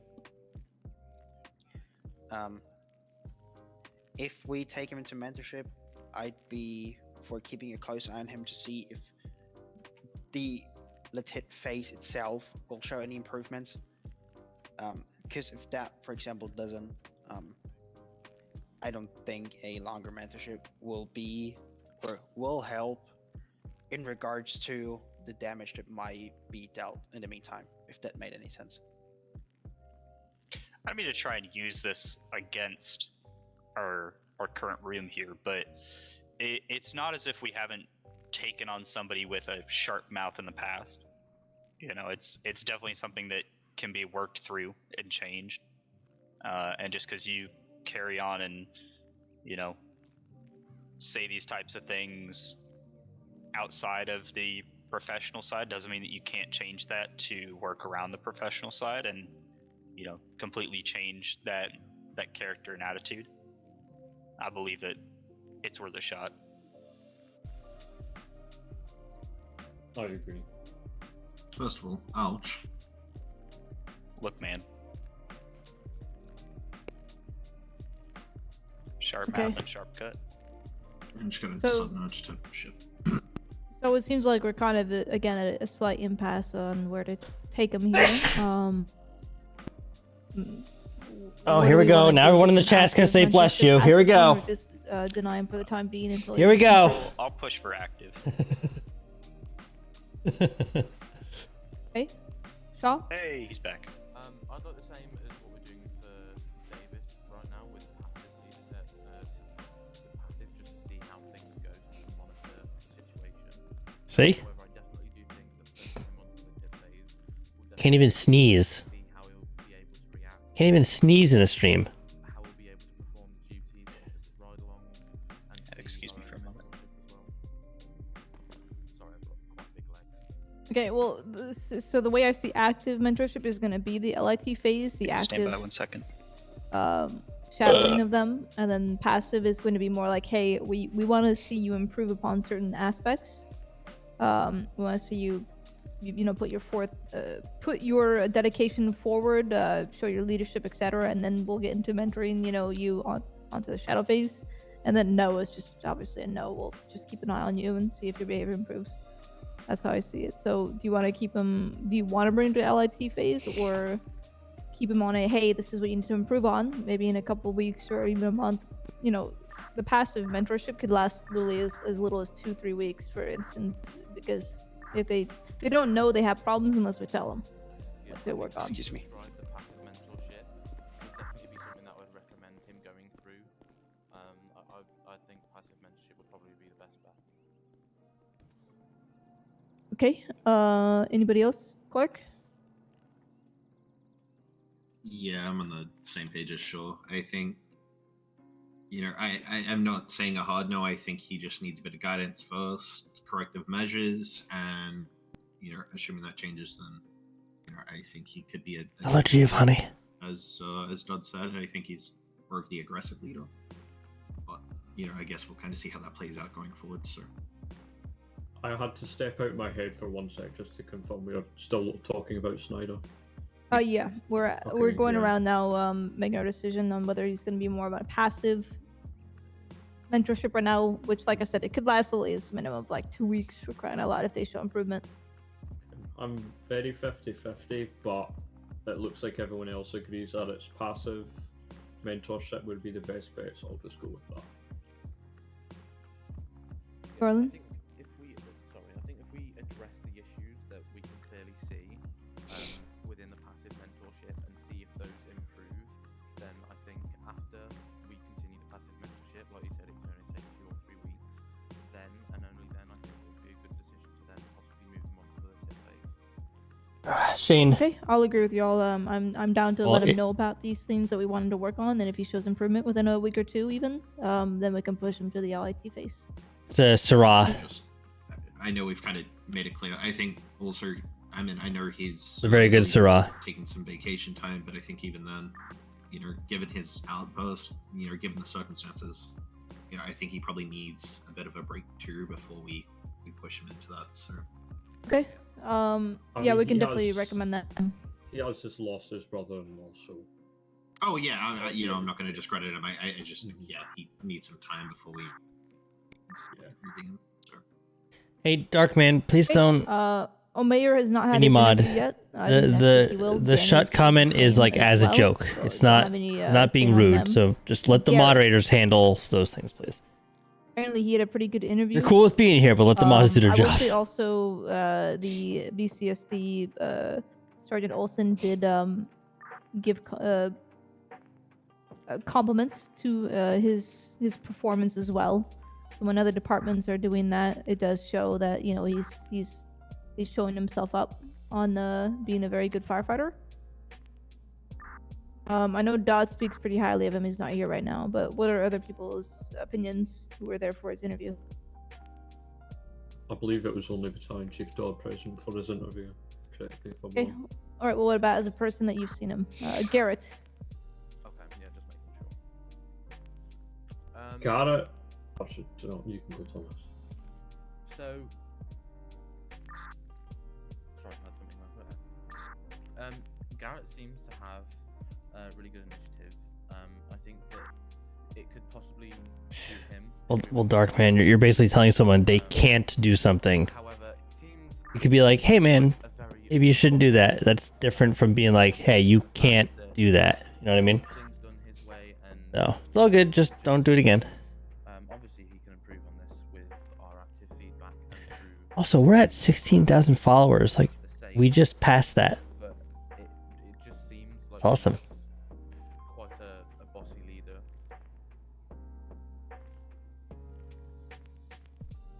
Okay. Any other opinions? From my experiences with Garrett, he is a very active individual. He makes relationships and connections with everyone around him. On scenes, he tends to take a chargeful role. He tends to take sort of a mentor, not necessarily a commander role. He's not bossing, but he's not, stepping over that line. But especially more on EMS scenes, he does tend Cookie. to take charge as the paramedic in charge. Anyways, Oh, I croissant. think Garrett does Thank have you. the initiative. I would love a and the croissant. prospects to be a good lieutenant, but Captain Shaw stated there can be times he can be seen as a bit bossy, which I believe could be easily fixed in the active mentoring phase. Yeet. I'm sorry, who we're currently talking about?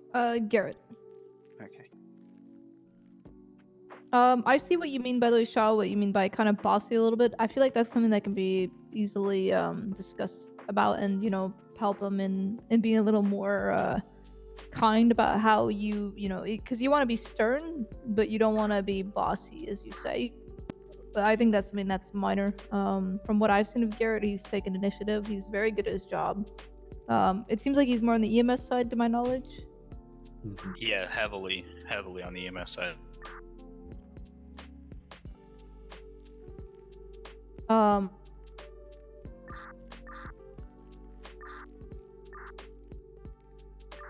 Sorry, for me, I'm willing to push him honestly to the active phase. I want to see what he's got. He just needs to be known about that. Like I said, we need to bring forth and be transparent with all the small issues that we have talked about, and let him know that that's what they should be working on.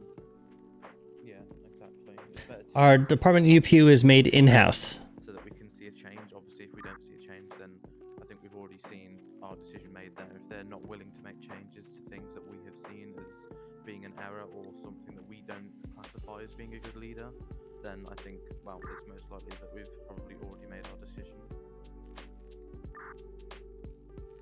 Anyone else in disagreement with a more active mentorship with him? Nope. Bueller?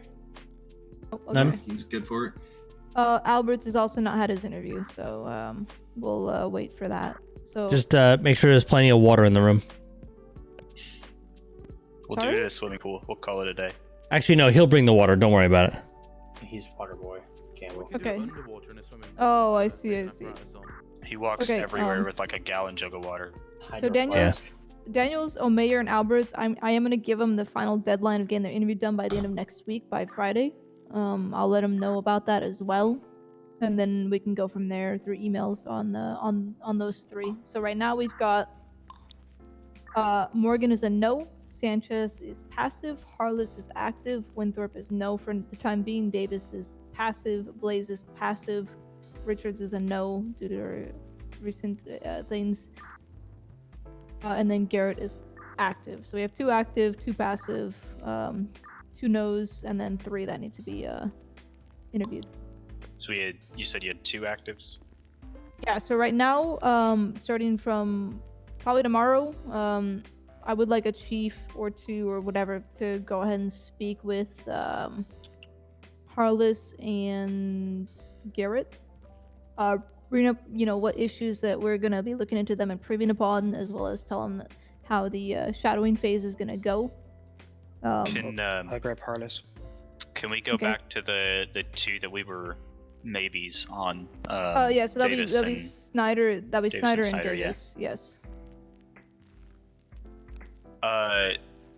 So ultimately we were a bit confused with Davis. I feel like with the 2 people that we are currently active with, I feel like he'd be also good for active. The same with Snyder. Just because that's not, 4 people isn't really that much of a workload for the 8 people that we have here. It's not about that. You gotta remember we also only have roughly like 3 lieutenant spots we want to fill right now. Right. There's a lot of people that need to be looked over for this position. I feel like if we limited it to 2 people for active right now, it'll be a little bit, I don't want to say unfair, but more or less unfair. Well, with that in mind, how long will the active phase last for? It can on last average? generally, I would say, let's not make it more than a month, but I know a lot of that depends on how active chiefs are around to fully shadow them. I know line officers are allowed to as well. We just want to make sure they're actively going out there and being trained, as well as we need people to be focusing on bettering their current flaws, and remind them to that, because I want to make sure any flaws that we discuss with each person is worked on and fixed before they're actually brought in, if they are indeed a suitable leader to be lieutenant. So I'd say a month maximum. If they don't, if they are not up to our standards by then, we need to put them back a little bit and tell them, look, we need to give you a little more time. Yeah. Okay, so, well, we were discussing that the passive phase, was going to last around 2 weeks anyway, so I think that gives them a No. month That's and it. a I half. said it could last a minimum of that. The passive phase is getting that they have some flaws they need to work out Yeah, before that's, we that's look what into I their meant, the leadership. passive Yeah. phase. And I mean, oh, sorry, go ahead. It's things like, behavioral issues that need to just be improved upon, or whatever the case may be, or just show And- more. We need maybe more time to see if they are more initiative on them doing their leaderships and like subdivisions or certifications and maybe a part of, etc. And I mean, honestly, even if we put somebody into passive mentorship for now, and they develop within the next 2, 3, 4 weeks, I mean, we could easily start, taking them to an active phase in like a month or Exactly. 2. So, Exactly. It literally or could whenever be, we'd like to. right, such as with Snyder, Snyder. What was the main concern of him just His being a little more his language? Like that could easily be, if he's being told about that, we just see over a week or 2 on whether he improves upon it. And is it really just his language that we're putting him in? I think it was more so Passive? the aggressive leadership. Yeah, I think see what you, Battalion I Chief see, Lord I can see, I elaborate. see what you mean. Yeah, I see what you mean. Yeah, there was also a few things put in the email too as well. Okay, yeah, we can discuss further on that. I do understand what Dot is saying, though. I actually do understand what you mean by that. We have to also remember we got 3 more people to interview too, and if you're talking about fairness, we should realistically Manning, wait good to see you, before man. we start bringing people up to any mentorship, but we're not. We gotta They play just- some War Thunder soon, man. You know, Well, if No one's saying they have to be moved tomorrow. I mean, we're just acknowledging Miss what Game we Win with you. have yeah, at- we're acknowledging at what we hand. have. Yes. I still feel like the force should move to active. That's just myself. Well, does anybody have any different opinions on the 2 people that are currently on board I passive? think the 2 that are passive need some time to fix things before, at the end of the day, they need to be molded to the standard. And currently, the 2 I think just need a little bit of work. They're almost there, but they just need a bit of polishing before going forward. No one's saying that they're not going to move to active. It's just Yeah, a little bit of and polishing first. yeah, and like with Snyder, for example, like, yeah, the language and also, being a little argumentative with certain things.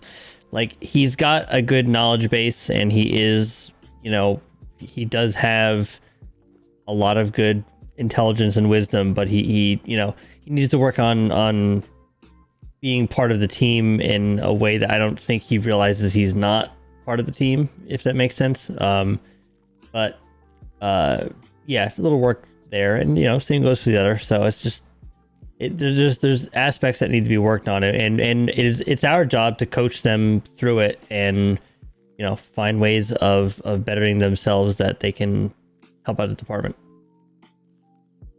Yep. And ultimately, I'll tell you right now, kind of with 60 cap for our fire department right now, I'm looking at basically 5 chiefs, 3 captains, 4 lieutenants. That number can go up. More leadership is, it's all right to have. If we ever wanted an extra captain and then another lieutenant, our numbers can definitely hold that as well. So I don't want to tell you that 3 is the maximum.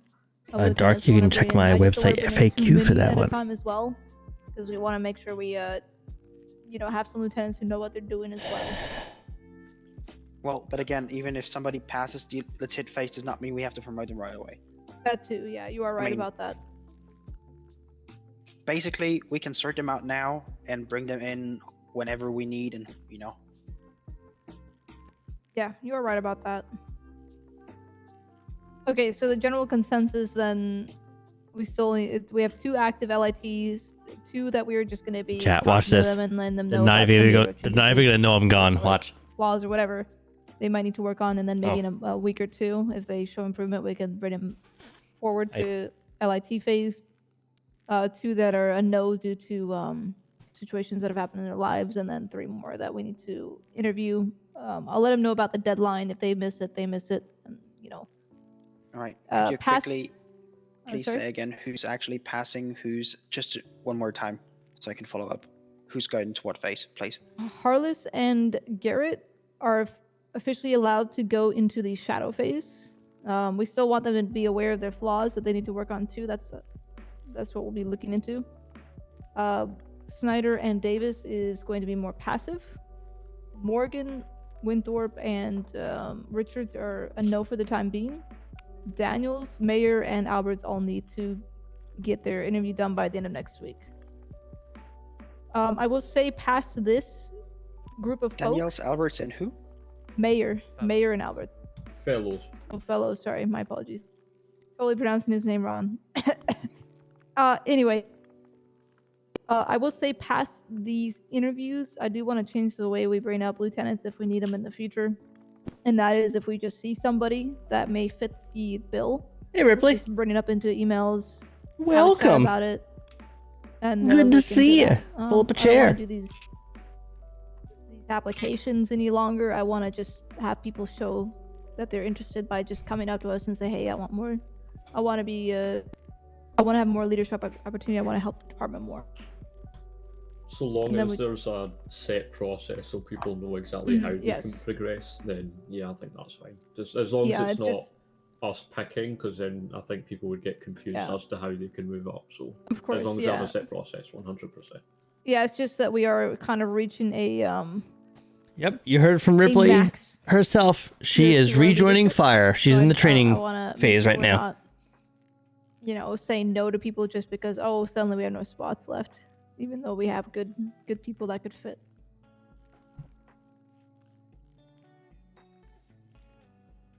Is that everybody? Oh, that was everybody. Yeah, we had a lot of interest this time. 11 people. That's It's record breaking, isn't it? I know I said is, yeah. it is. Yeah, I know I said it to Campbell when she first told me that number, but I think that says a lot about the department when that many people are willing to step forward to be a part of the leadership. I think that really says like we have a good team like out of the whole membership. So that's amazing. I'm sorry to barge in again, but you said 11 people. We've only Yes. covered. You only named 10 just now. No, I named 11. Harless, Garrett, Snyder, Davis, Morgan, Winthrop, Richards, Maher, Alberts, and Daniels. That's 10. Fellows. We named fellows. Yeah, Maher, Fellows. Fellows. And Garrett. Yes, I've named all. I've gone through all 11. Yet there's still 10 names only. I just wrote them down. There are only 10 names. Okay, Alberts, Garrett, Yes. Fellows, Daniels, Yes. Richards, Snyder, Davis, Yeah. Winthrop, Harlot, Sanchez, and Morgan. Yes. Sanchez. Oh, you weren't here. Oh yeah, you're right. Yeah, you missed Yeah, Sanchez. you missed that. Sanchez is passive right now, and he needs Alright. to get his health up and start drinking more fucking water as well. That's my major requirement right now. Oh yeah, I totally forgot to put my my report in on that. Oops. Yeah, Sorry. sorry, McPaul. Some of us can't rescue cops from ledges. Yeah, Yeah. sorry. We're not all heroes like you. Sorry. Some of us have a meeting to attend to. He volunteered to be going. I out know, there, I know, okay? I know. I'm messing with him. Oh, McPaul, there was an incident report regarding sarin gas. So I, Hold on. you know,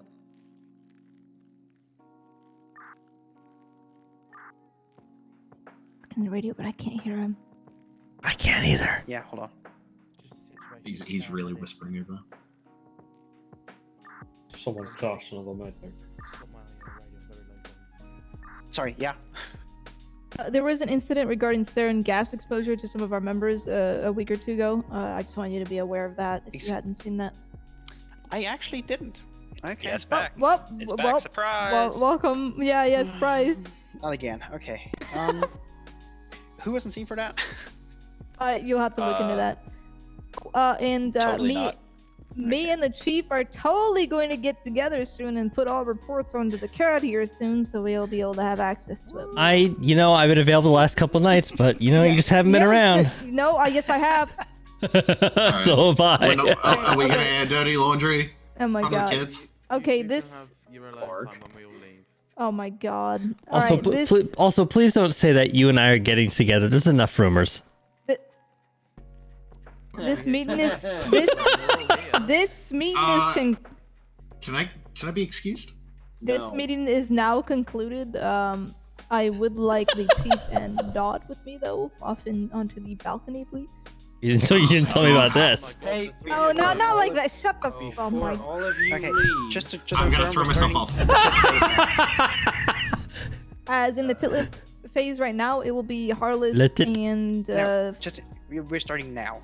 oh my Good, fuck. Thank you. No, I think we wanted to wait for the three people that we wanted to interview. before Yeah, we- I was gonna say. Oh, the you wanna wait for consensus them? Was, yeah, And so before it's we- fair, you and know, then it's you're not. right, you're Hey, right. we're No, you're selected. right. Yeah. No, you're right. Yeah, we'll wait until What? the other three have a chance, and then we'll let I them mean, know. why? We could easily I- bring them into the tit phase as soon as they get the interview done. Because of the timing of things, and I do actually agree on waiting for the for next Friday. If the others do not interview, then they don't interview, whatever, and then we'll get going on that.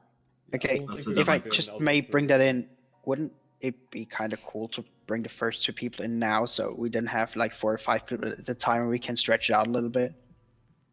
Oh, let's make it stressful on the Chiefs. Let's just wait. Yeah, I know. How about not? I feel like having people in different.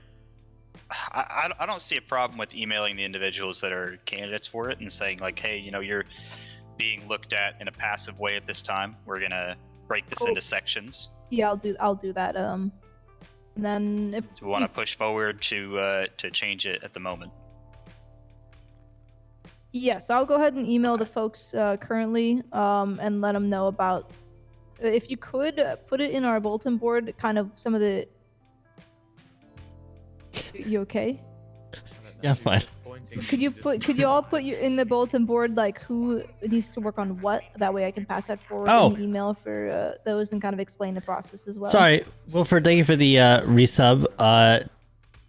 Tiger Trumpet, Manning, thank you for the Immediate included resub as well. And 40 Buckle, thank you for the 1,000 bits. Appreciate you. Thank you so much. Out the way. Also, make sure everyone is keeping an eye out on the emails that I'm sending out these past week or so I Yes, can get sir. opinions. Thank you. Yeah, also, one last thing. One last thing. What are you all doing in my house? Get out! Okay, you don't have to tell me I'm calling twice. 911 for harassment. Except Dodd and Camel. Everyone else, get out of my house! I hear that, assistant? Get out! Imagine. I just need to speak with the chief really briefly first, and I'll be with you, Dodd. I'm sorry. Okay. Over here. Yeah, have some pizza, whatever. Coprock, thank you for the 2,000, my man. Thank you. Information on Dodd right now. To my knowledge, Dodd was there when Warner decided to do what he did. This is what I was told. I don't know if it's true or not. Okay. But apparently Dodd refused to kind of give information. I don't blame him because they tried to ask him right as it happened. So I don't blame him or actually no, they tried to ask him while he was actively command and on duty. I don't blame him for saying no. I don't know exactly what he said. I don't know if he said, "Oh, I refuse to give any information" or not, because they are trying to find the motive, what happened, and they believe Dodd might have that. But I wanted to speak to him on a more like Warner was his brother, basically.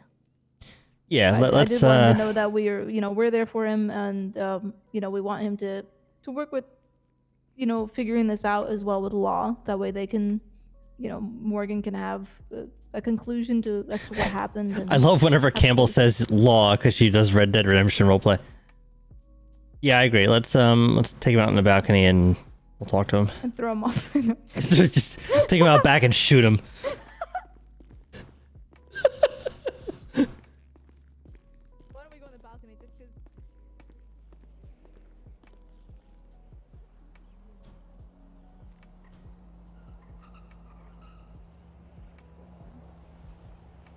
Ooh, we do have a bit of a sunset. All right. Are you afraid of a fine apple? So what do you oh. Cigar. Want one? No, I am good. I'm good. Oh, do you want a cigar? A cigar? Yeah. Yeah? Okay, hang on. Wow, you're actually gonna light up a cigar for him?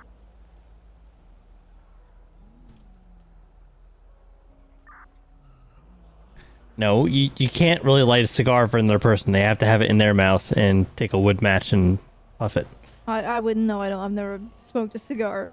I know, you're not sophisticated. It's fine. There you go. You need to keep the matchbook too. I got a million of those. Oh my god. Okay. So I just want to make sure you're alright, Dodd. That was to my knowledge. I mean, I already know that Warner, he was a very close person to you. Fucking very close correct. person to you.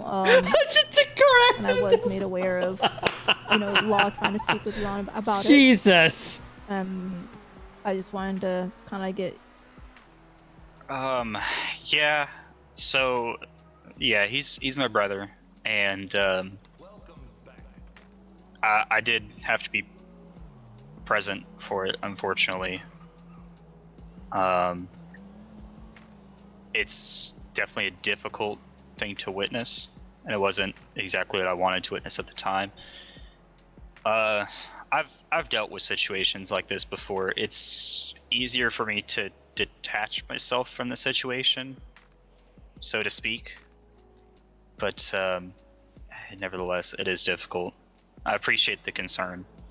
I spoke with Mr. Freestone about it from Hillside, and we're going to conversate about the situation, just kind of put the thoughts out in the air.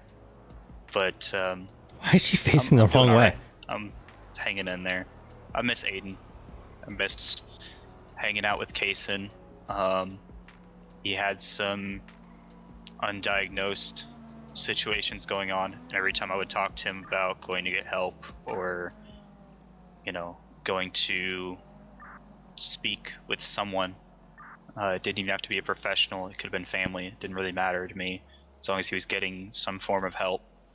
He wasn't really interested. He didn't care for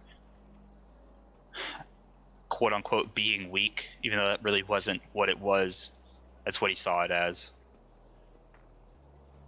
There's nothing I could really do to change what happened. Yeah, But- it's I mean, I can't even imagine I can't even imagine what you're going through. And I mean, when I heard what happened,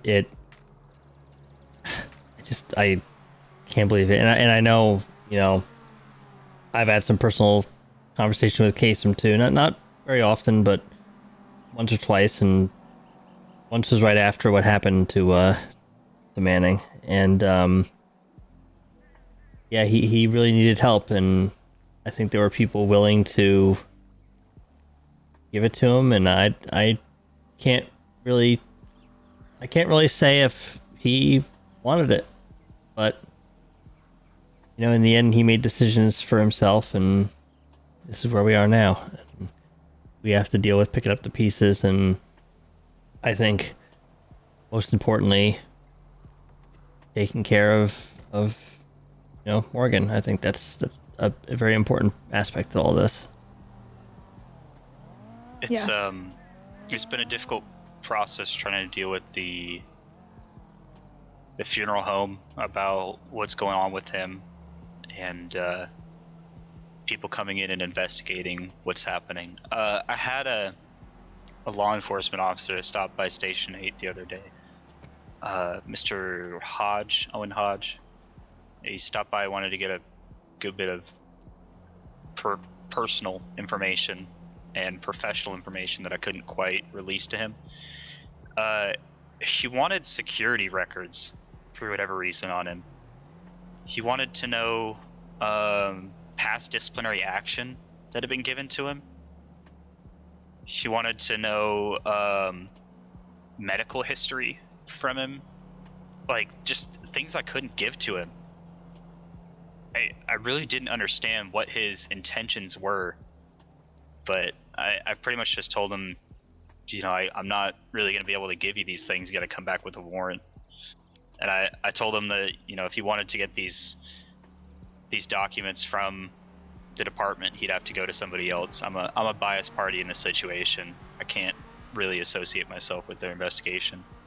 What were the documents he was looking for? He wanted a bunch of the documents on his disciplinary action within the department when he was here. Right. I told them when they talked to me, I told them I would give them any IA investigations if we had any on him. But in terms of, I don't remember discipline being talked to me about it. I don't think it's kind of their business, in my opinion. I think he's looking for behavioral things. I don't know. That's what he stated to me. It didn't seem right. Okay. If there are any IA investigations, fine. But yeah, our self-department punishments, whatever the case may be, they're not really needed to find out what happened. I think right now they think that you might know why he did it. I don't know if you do or not, but that's what they're looking for right now, is what was the motive? Why? He's always been a complex individual. I never really understood all of his motives. I think he was just scared. He needed somebody to talk to, but he was too afraid to reach out. I think he wanted an escape from everything. As for Aiden, I've no clue, and I'd rather not talk about him. but I knew that he was in distress. He just never wanted to get help. I tried talking to him about it. He didn't really care. He always put on that attitude of, I'm fine, I don't need help, I don't need anybody else to take care of me, I got it on my own. I mean, even financial struggles, you know, down a couple bucks because he didn't get paid this week, and, you know, hey, I'm struggling to go get food, I gotta go down and get some stuff at the 99-cent store because I don't have money to go down to the large grocery stores around here. It's like, you know, I'll help you out. I'll give you a few $100, go get groceries, go get diapers for Aiden. He never wanted to take it. Never wanted any handouts. I don't know. I wish I could be more helpful in this situation. Oh, I mean, you gave me enough there. I was concerned that maybe, they're, I feel like they were implying to me, Detective Hodge was almost implying to me that you might be hiding something, and I don't think that was the case. I think he just came to you at the wrong fucking time, and he needs to understand. He needs to, you know, chat one when you're not on fucking duty. I just don't want to be a part of the situation that's going on. Yeah. You know, I've dealt with a lot that's gone on these past few days, and I don't really have any involvement with his situation. I don't want any involvement with it. It's bad enough having to bury family. I don't want to have to deal with his criminal investigation too. Right. I don't know if it's a criminal investigation. Like I said, I think they're just trying to find out why. I think they're prosecuting. I don't know if prosecuting is the right way to put it, but I know that they're up in arms about Aiden. Hey, Blake. Okay, well, yeah, it's. I don't know how they do things like that. I just feel like right now it's pushing for answers, and there's no one alive right now that can give them. Sometimes motives will never be found out. I do hope they're careful on talking to our firefighters about it, though, because them trying to, it feels weird, but I feel like we're under scrutiny right now. It sort of feels that way. I know you guys weren't present for it, but Yeah, Scott, the wouldn't day that be a hoot? happened, coming back to station, I couldn't believe the amount of heartfelt that our firefighters showed for him. Like, he wasn't really anyone's favorite by any stretch of the imagination, but I mean, people were just broken because of the situation that happened. I don't know if it was because of Aiden or because of Kaysen, or maybe it was both, but I mean, medics laying in the hallway crying in a pool of their own tears. I mean, it was terrible. And I don't want to continue to be investigated by them because of a situation that I have nothing to do with. I did my part. I got into the vehicle and I tried to speak to him through the announcer system of their Bearcat. I tried talking him out of it. It didn't work. I had nothing that I could do to help him other than run to him and possibly become a victim myself. Damn. Whew.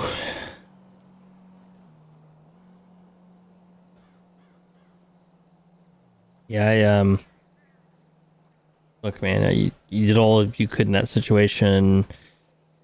I think the investigators are just doing what they're just trying to get answers, and sometimes they can forget that there's a lot of emotions, tied into it by the people involved that are, that they're talking to, and they kind of just see it from the investigation standpoint, not the human standpoint, and that's just sometimes that's just how the job goes, and they just need a reminder, like, hey, like, I'm upset by this, and I need some time to grieve, or like you just said, you did your part, and there's nothing more to it. Maybe they need to talk to his widow, and but she needs time to heal too. I mean, she just lost a child. Like,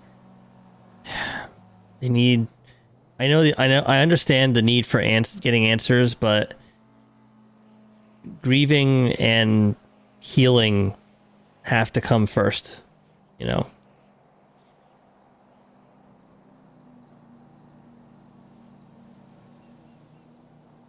just don't want constant pressure on a family that's already torn apart.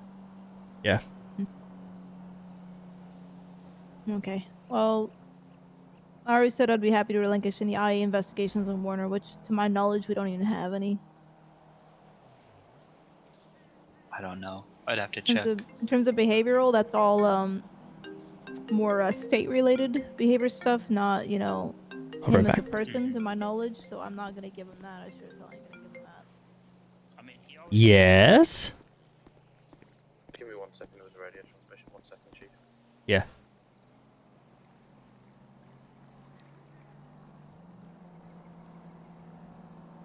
I can like barely hear him when he talks.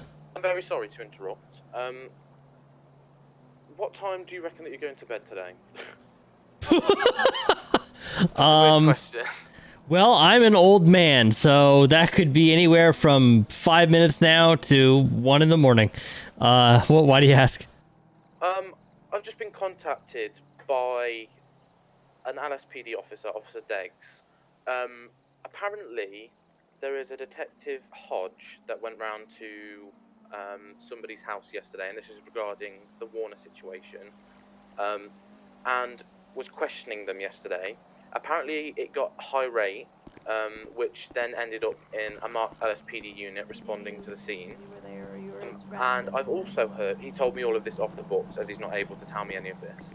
And he's also heard that, according to Detective Hodge is going to get a whole warrant for the whole of the department to interrogate and to take documents from the department. Okay, Which is rather so concerning. I'm not sure that's entirely legal. no, doesn't sound it at all. Sorry, and this is Detective who? Detective Owen Hodge, I think it was.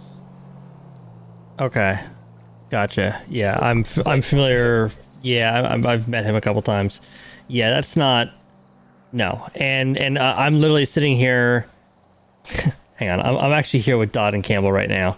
This will be interesting for them. So I'm here with Campbell and Dodd right now, and we were just talking about this whole thing and how law enforcement investigators need to be a little more cooperative themselves and a little compassionate themselves with the emotions that are tied into this. And Campbell and Dodd, interesting fact. Are you okay with me telling this, Shaw? Yeah, as long as obviously you don't pass over the name. I just want to keep it between me and you at the minute, just because it is off the books. He could be, completely fired and possibly arrested for confidential information.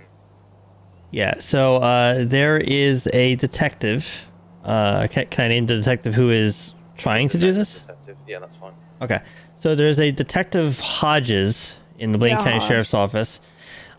He went to one of our firefighters' houses and interrogated them the other day, and what? It got heated, and now this detective is on a crusade to get warrants to investigate the entire department, get whatever documents he wants, so on and so forth. That's allegedly what's the case. This is being tipped off to us by someone who doesn't want to, because he can get in trouble for giving us this information. I'm sorry, excuse me? Yeah. So he's ruining my family's life, and he's ruining my work family's life. That's what he's doing. He's trying to dig into lives of firefighters who aren't even involved in this situation. Yeah, so let me just finish this conversation with Shaw. I just wanted to pass that on to you guys. Okay. What did you say, Shaw? I'm sorry. Apparently, he said that he would do anything within his will to be able to do this, obviously regarding the warrants, and to interrogate people to get to the bottom of it. Okay, well, I'll be speaking to the sheriff then, because I'm not going to have my entire department grilled over an isolated incident that has nothing to do with the department as a whole, and there is a grieving family who is destroyed right now by the death of an infant, let alone the man we're talking about. Yeah, it's gonna get ugly. Yeah. Apparently, firefighter Morgan was also at that situation where the detective was interrogating whoever the other person was. The other Degs wasn't sure of who it was exactly, but he just knows that Morgan was present during the interrogation. Gotcha. His unit had rolled up. Okay. All right. Yeah. No. Thank you for passing on to me. I'm gonna see if the sheriff's on duty and might go speak to him. Yeah, not a problem. I'm going to try and get as much more information that I can out of him, and then I'll pass as much as I can over to you. Yeah, sounds good. If you got text it to me, that'll be good too. Wonderful. Thank you very much. I appreciate All right. it. Yep. Thank you. Bye. Bye-bye. Holy shit! What the fuck? Alright, we need Chief. Maybe we need to go and speak to the sheriff about this because I'm not having this happen. Way ahead of you. I don't know if he's on duty or not, but anyone have his number? Because I had the old sheriff's number. Okay, can you text him the and see? sheriff's number? I don't know the sheriff's number. I know Okay. the detective's number. Hodges? I don't want to go to him. I want to go above him. Well, no, that's what I want to do. I want to go Just call way the above. BCSD's main office right now. Here's the thing: when Valentino called me, he asked me about the files, and he said, at the end he did kind of imply, we don't want to go and get warrants on you and do all this shit. And for what? What are they gonna find? We have nothing on Warner. I could make 2 calls and get that phone number real quick. Yeah, please. That's exactly the problem. Is now that I think about it, I don't believe we actually have any eye investigations on him. Most of his things were kind of on an out-of-state type deal, if you know what I mean. Yeah, honestly, you know what? I'm not giving him that. If they want documents, I'll give them. I'll give them his training records. I'll give him all the useless information. But like, I'm all for being cooperative, but that's honestly bullshit. Well, they're starting to. I don't like that they're asking for us to be cooperative, but they're not even giving us time to do so, and then already threatening us as well as. Yeah.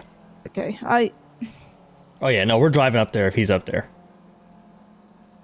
Who? The detective or the sheriff? Okay. I do need to use the restroom if we're gonna do that, so I'll be right back. Yeah, same. Wait, you first. Maybe this is it. It'd help if I save numbers. You're just calling every number in your phone until you get them. Oh, is this Valentino?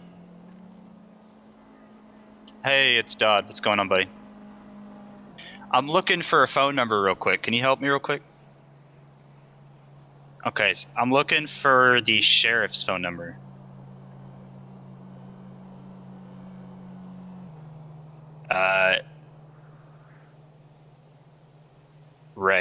Right. So the chief is looking for it real quick on interdepartmental relations real quick.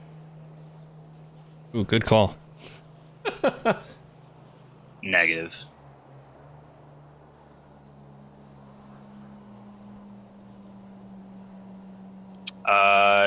Believe so.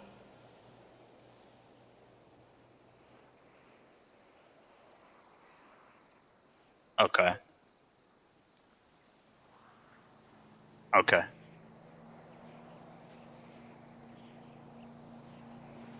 Yep, good.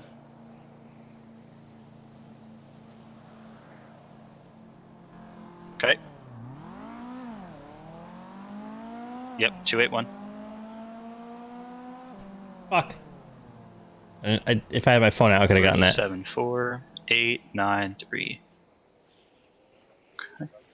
281-374-893. Sweet. Thank you, buddy. All right. Take care. Oh, hey, I have you in my phone. I didn't even realize. Yeah. All right. Ready for it? Yeah, ready. All right. 281-374-893.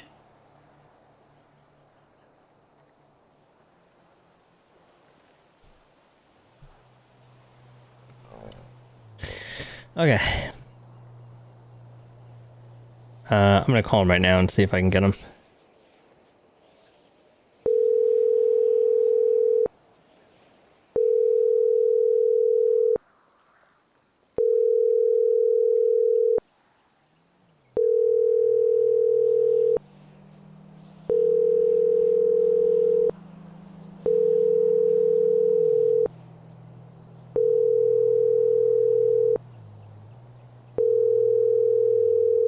It might be easier to email him. Yeah. Yeah, it went to voicemail. Okay, what's going on? It just went to voicemail. I'm gonna try email him real quick. Okay, well, right now, if they're going to be playing that game and going to our firefighters' houses after looking them up just to interrogate them, I will force them to get a warrant for all this stuff just to make it harder for them. I'm not going to have them interrogate our firefighters who are not part of this. Like, what happened to working together as government departments? Like, why is it like? Let me call Valentino about this and see if he even knows about it, because it could be Detective Hodge working on his own. Yeah, we actually I just just called got off him the this phone with him. Oh, He you did asked just- if this was part of the investigation against us. He asked what? against us. Wow. Yeah, he asked if it was part of the reason that I was looking for the sheriff's Actually, phone number. you know He what? asked if it was part of the investigation. I'm gonna call him. I'm gonna call him because Is he you know what? blaming us for Warner's death? Yeah, give me a second. Because that's what I'm trying to get a feel for.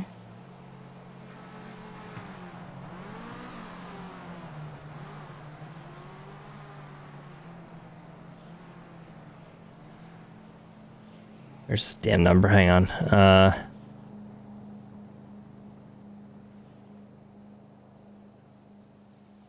One thing. I'm gonna call Hodge.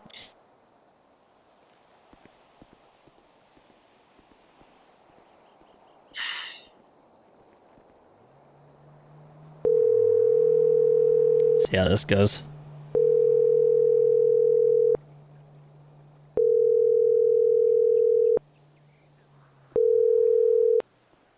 Valentino. Hey, it's Chief Glendon. How you doing? Doing good. How are you? All right. I have some questions. Do you have a second? Valentino. My bad. Yeah, it's all good. Hold I on have one some. second. Yeah. Give me 1 second. I need to deal with something just really quick. Keep you on the phone. Just give me a second. Just pretend like you're not listening to me, okay? Okay. Hodge.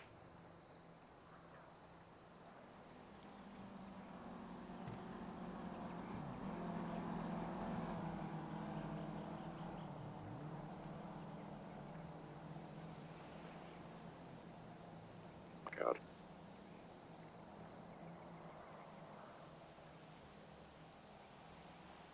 I'm on the phone as well. Can you talk to me for a second?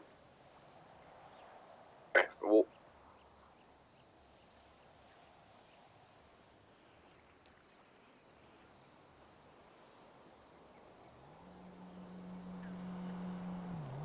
Also, ignore the textures on the he's on the windows. phone with your deputy chief right now. Yeah, I know. We're trying to figure something out. That's why I called you. Tell her you will call her back.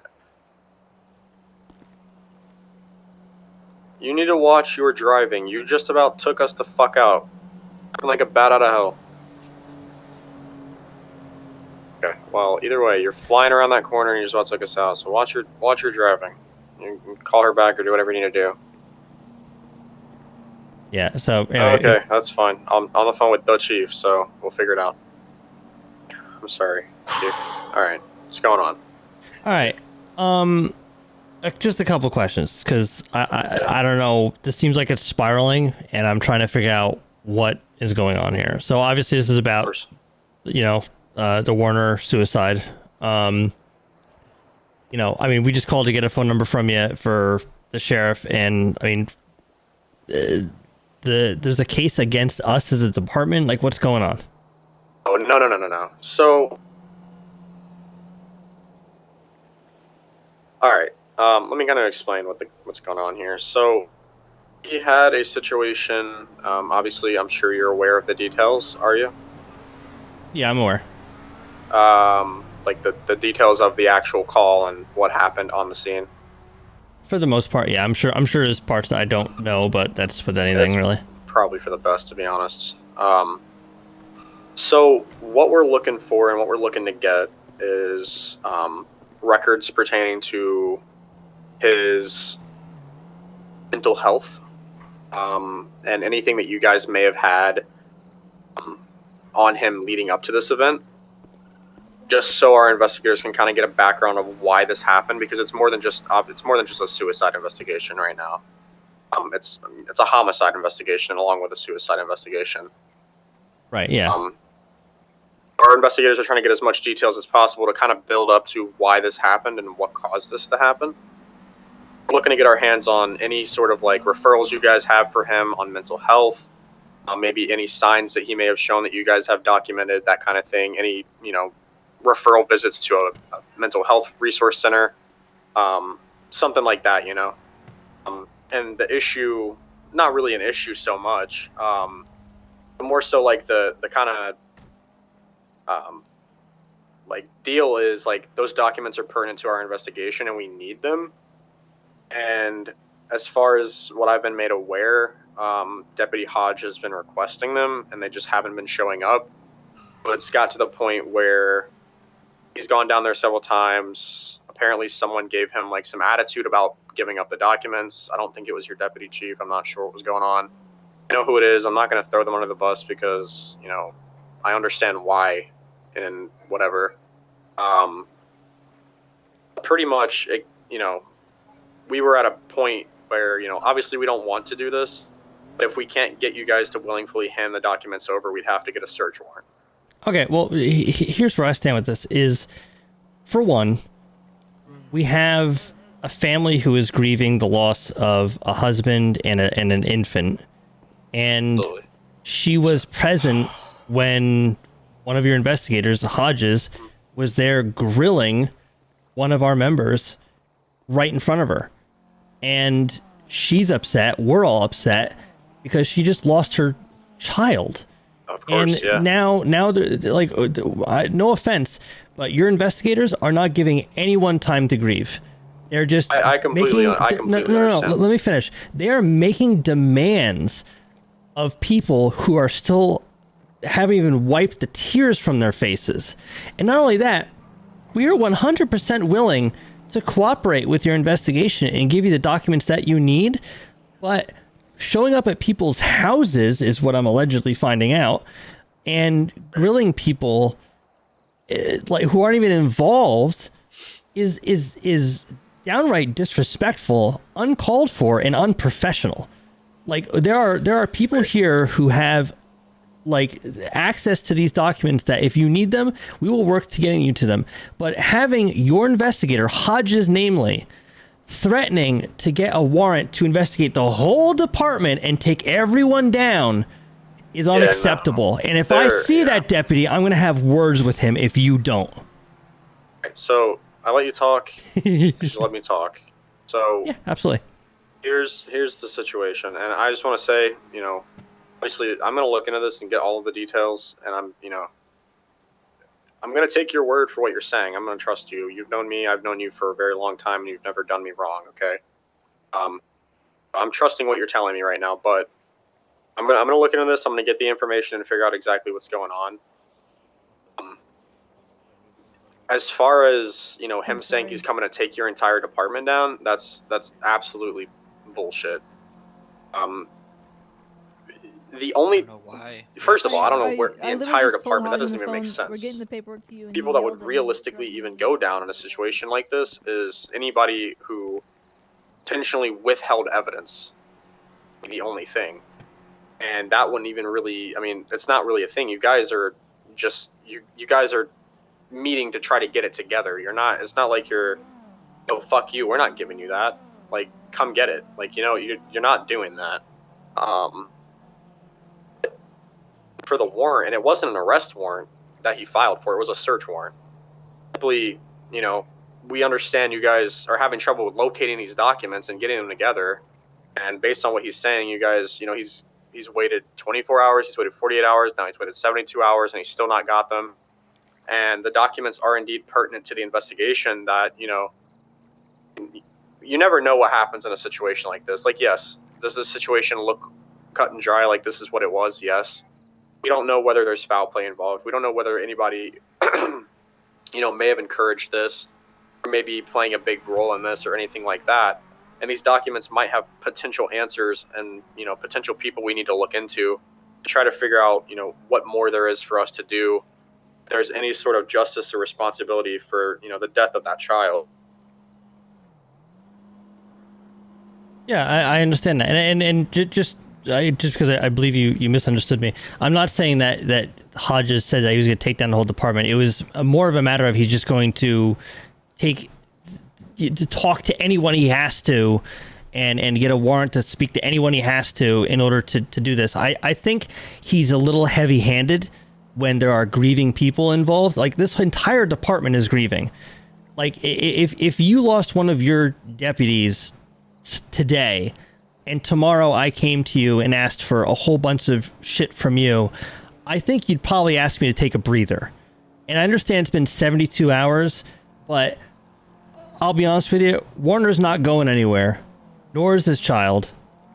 And there are people who are upset. And honestly, the way your investigator has been handling this, especially in front of those grieving people, is pushing them to grieve even worse. And it's making your job harder because it's upsetting people. Yeah.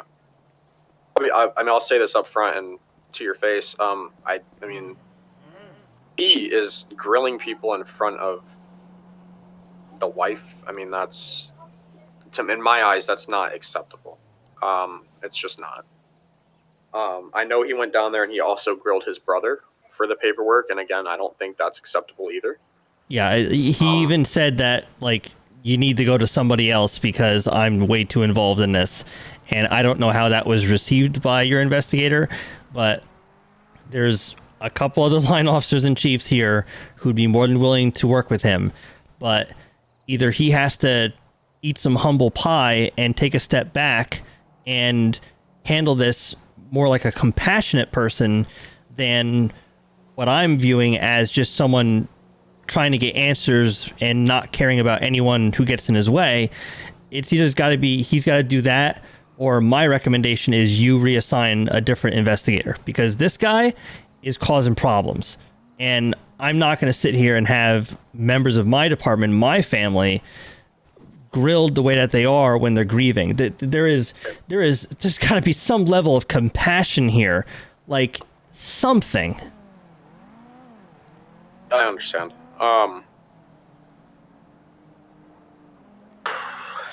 Okay. As far as I'm aware, Hodge just told me that Deputy Chief Campbell's on her way up here to talk to me or something. Do you know anything about that? She might be. I stepped away so I could hear you, but... Okay.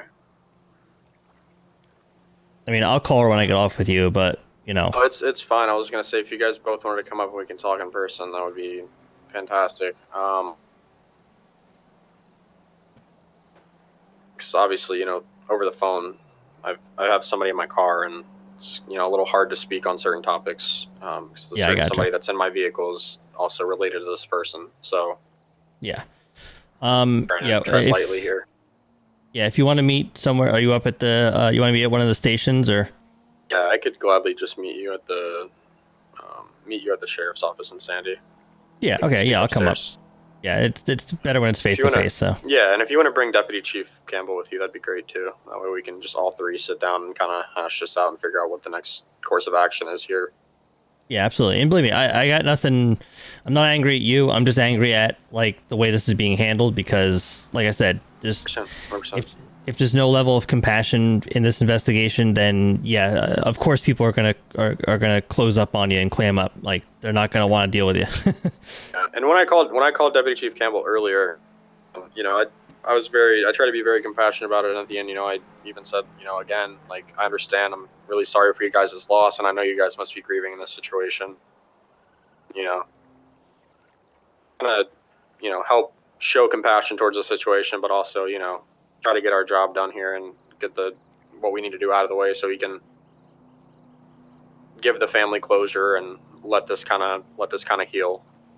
Because, you know, the last thing that we want to do is let this all heal up and then rip open a closed wound and, you know, rehash trauma again.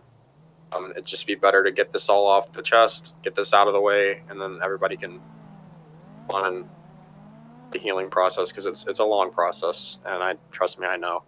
Yeah, and I'll be honest with you, that's exactly what Hodges is doing, unfortunately, is he's ripping open wounds that haven't even had a chance to heal yet. Like, they're still bleeding, and he's kind of just throwing vinegar in the wound, you know? Right, yeah. I mean, there's going to be certain circumstances that, unfortunately are going to be ripped open, and it's not because we're trying to. It's just because, anytime that you bring this up, it's gonna rip open the wound. It's not easy to talk about. But obviously, like you said, the vinegar shouldn't be being poured into the wound either when it's been ripped open. Warren, can you drive us to the sheriff's office, please? Yeah, so here, let me hang up with you, and I'll meet you up there, because I don't know if she's got a head start on me or not, because I was talking to you, yeah, so. that's perfectly fine. I'll see you up here. All right, thank you. Bye. Jesus Christ. Oh, Can I you're go here. with you? Okay. Yeah, sorry, I couldn't turn my head to see if you were still with me. Yeah, I'm gonna be honest. When I spoke with Hodge, literally explicitly said, "Hey, I'm just letting you know we don't have a lot on him. I can give you training records and stuff, but we don't actually have any eye investigations on him, and I'm not gonna give you our out-of-state behavioral records if you knew what he meant. Yeah. For obvious reasons.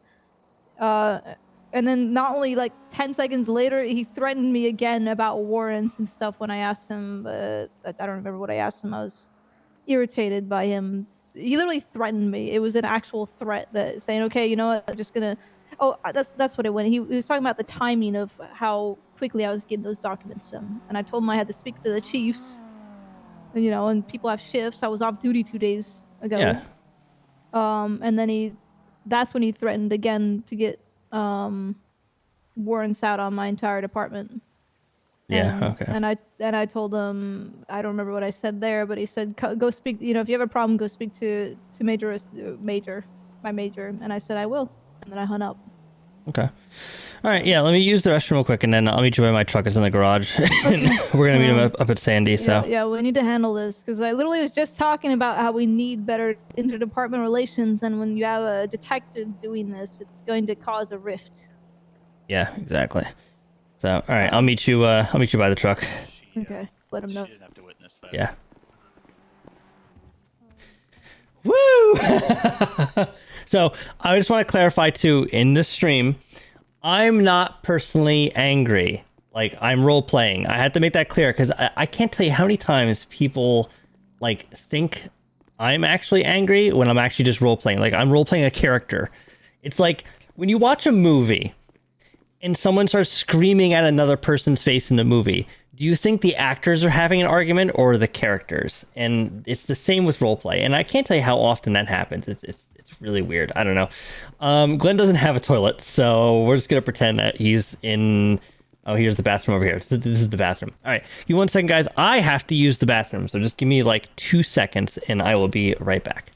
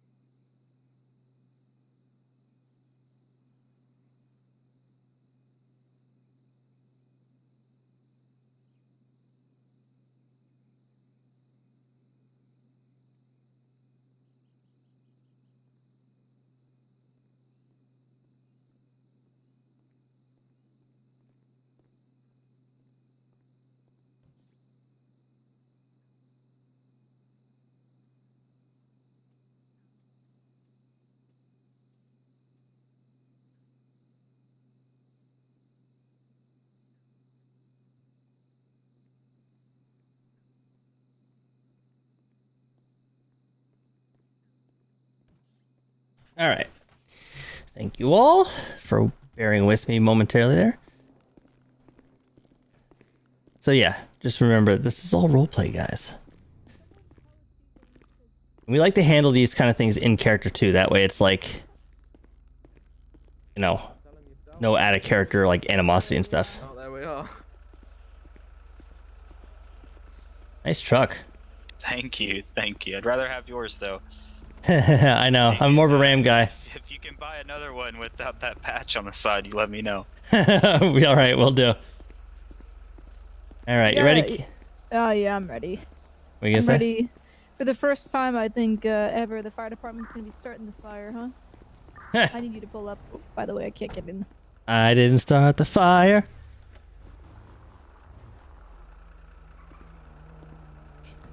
Ugh, I don't want this conversation. Did at least the Major seem somewhat empathetic?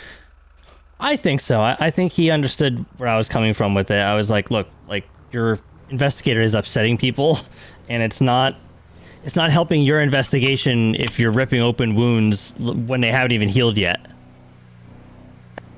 Oh, shit, yeah. When did this even happen? Like last week? Like last week, and you know, grilling somebody in front of the grieving widow who just lost their baby. Like, holy shit. I know, that's fucking ridiculous. I think this investigator, like I've met him before. He okay, there you go, buddy. Just GPS real quick.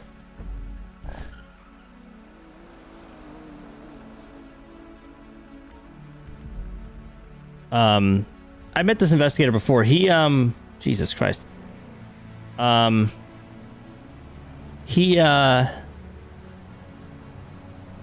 He was like commenting about this truck before, like I've got more lights in it, and he was like, oh, it's not enough lights in this thing. And He's done the same to me. He's done the same to me, actually. yeah, and I'm like, dude, lay off. You're not even in our department. Like, don't worry about it. Like, you guys drive vehicles with nothing on the side that say anything. Like, that's part of your job. Like, you don't see us bitching about that. Yeah, I'm definitely not a big fan of this. I don't like that he threatened to get warrants and just tried to kill my conversation just because I was asking him to calm the fuck down, basically. I was doing so respectfully, but obviously I was irritated, trying to get some answers, and he wouldn't answer. Yeah, so basically, just to sum up what I'm gathering from you and what others have said. So from you, you've told him that there are no documents to give him that are pertinent to the investigation, so he threatens to get a warrant. And then other people say, hey, like, I'll look into getting you the documents, but I'm grieving right now, I need some time. Okay, fine, I'm just gonna get a warrant. Like, that's not right. Yeah, I told him that we can give him training, records, we can give him feedback records if we have them, but we literally have nothing on him other than maybe his medical leave. Yeah, the lag's gonna happen, guys. I can't help you. That was 6 months ago. I didn't think I was leaving the house, so I didn't prepare for it. I'm not gonna give him his out-of-state, information for obvious reasons. There's nothing on him. That's it. Yeah, there's nothing on him. Sorry to bust your fucking bubble, but you don't need to be tearing the inside of the fire department and acting like we're the fucking criminals here. This man killed his own son and himself. Yeah, and the entire department is grieving his loss and what he did. We're all really upset about it, and to treat us like we're criminals is unfair. Mm-hmm. It's just it's unprofessional. I'm beyond myself that someone can treat others like this. It was Morgan that they went to, by the way, which makes a little more sense, but I don't know the context behind it. Yeah, apparently went to Morgan's house, but I didn't know detectives could just walk up to your house like that and start questioning you, but I don't know. They can. I mean, especially since she's the widow, Yeah, that's why it made more sense. I said, okay, that makes more sense. And then, I discussed about the paperwork, and then he threatened to warrant us, so. Yeah. Oh. I was wondering if he was going to do that.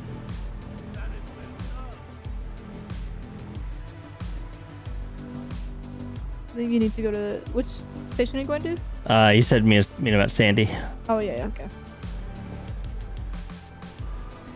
Oh. I just want to start by thinking that they think that we're criminals, because right now that's how I'm feeling.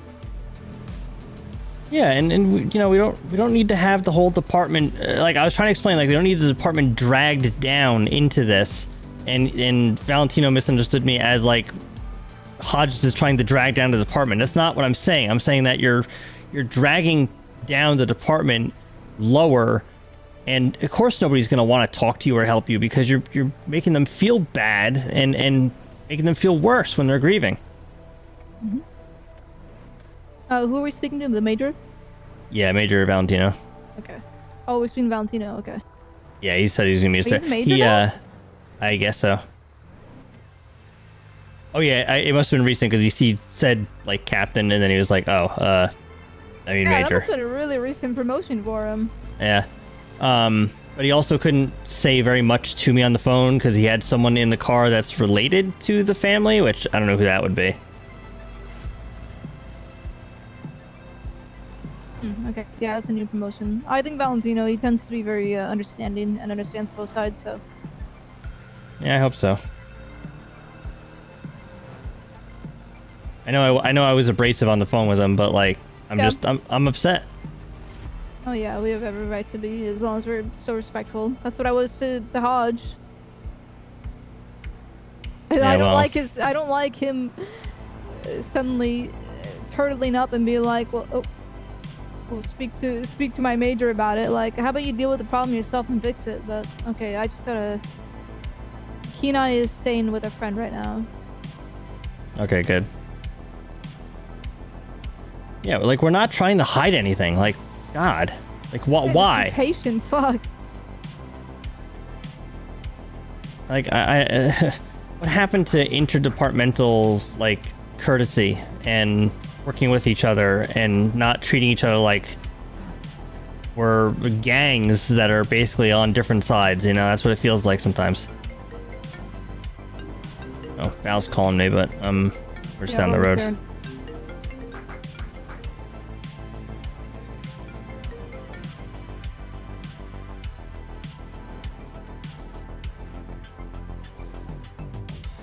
Yeah, Well, I don't understand why.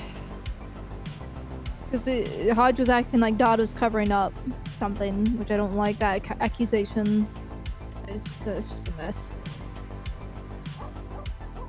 Yeah. Am I flipping? Oh, I am flipping people off suddenly. Yeah, great way to start this discussion. Look, it's because I looked at my phone. Just get out of the fucking car before I stop doing it.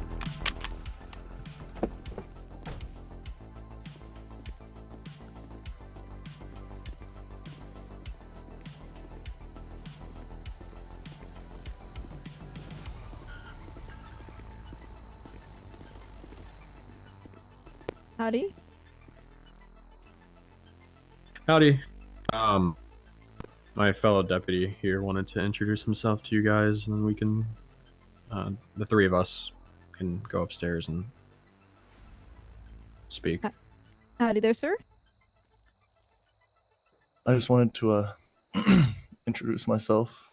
You know, you probably don't know me because I wasn't involved in his life too much, but I'm your, well, I guess, ex-firefighter's brother.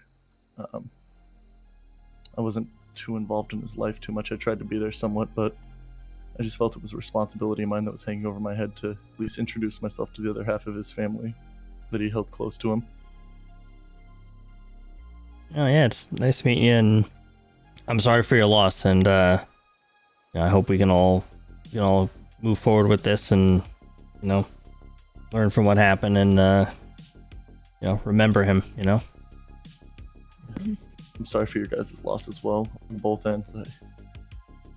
I'm taken aback by everything that happened, and all I can do is apologize. I'm sorry. Hey, you got nothing to apologize for, man. It's not your fault. I just wish I could have been there for him more. Failed as a brother and an uncle. I don't believe you failed in anything. You know what you could, man. Either way, I'll excuse myself now to the back. Of course. Okay. we can take this upstairs. Yeah. Sure thing. I know this is out of turn, but I didn't. I do congratulate you on your promotion. I appreciate that. Seems like it was very recent because you were captain last time we talked. Yeah. Yeah, I heard that slip up on the phone. Yeah, I'm still getting used to everything. Shit, I called myself as Charles too the other day. I don't even know why I did that.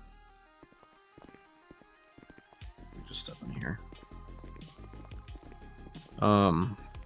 Make sure you're using your normal voices. Try to keep this conversation as held inside of here as we possibly can. Mm-hmm. So I guess we can whisper since we're all standing close here. Yeah, that's what I figured. So, gosh, I really don't know what to say. I kind of just want to know what all has gone on, because I haven't been with him since he's gone down there. I told him he had planned on going down there tomorrow to try again, had he not got the documents by tomorrow.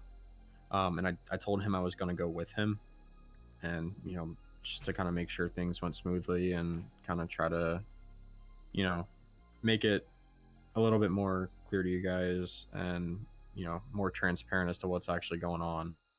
That way you guys don't think we're looking at you. Obviously, I'll just be 100% transparent and honest, and I'm sure this is what happens. Obviously I don't think you would be held responsible for what happened, but at the same time, if we found out like you guys knew of these issues and didn't refer him to a mental health resource center or like a crisis center or anything like that, obviously there would be issues with that, with you guys knowing it, and you and I alike, or all three of us standing here, are mandated reporters. But I don't think that's the case. I don't think that you guys would have known about anything and not said anything. I know personally how both of you are, and I know that when you get wind of something like that, you guys are very passionate and caring people and are going to do everything you possibly can to help. So that possibility in my mind is just the most slim. And that's not even really, like I said, that's not even really what we're mainly looking into. It would just be one of those things like when we get the paperwork or something and we see it and it, like we find it out, it'd be like, one of those things is like, oh, well, this happened. Okay. But more so, we're really just trying to get a background into his life and kind of where all of this began, to try to piece together what was going on and what he went through for him to take his own child's life. And, obviously take his own as well. And when it comes to the criminality of the situation, yes, I guess you could say technically what he did to himself was not legal, but I mean, legally speaking, there's nothing that we can do about that when he's gone. But what we can do is try to see if there were any outside factors that encouraged him to take that action. Maybe there was someone in his life that was causing him this trouble and encouraged him to do what he did, or maybe gave him the ability to do what he did. And that's kind of like where we're trying to see what's going on and kind of track this from the stem and move chronologically through his life to try to track down the potential influencing factors that were there. And me personally, just not looking at this from a law enforcement perspective, me personally as a human, I don't believe that there was anything that would have influenced that, or anybody that would have said, yeah, you should go kill your child. But I do think, and it's probably more likely than not because of the duties related to the fire department and the things that he may have seen during his time as a firefighter. And unfortunately, those things are taxing. We've all three of us have seen things that we wish we didn't see, and seen things that we wish we could unsee. Unfortunately, that's just not we don't have that luxury with this job. So my personal opinion is that's probably what happened. But from a law enforcement perspective, we still have to look into this and make sure there was no foul play or anything like that. And the best inside look that we can get would be from you guys, because you guys knew him better than we did. And he worked for you guys, I would assume, on a frequent basis. I mean, he was at least a part-time firefighter, and I know he was there a good portion of the time. And so we can kind of get a look into his life and see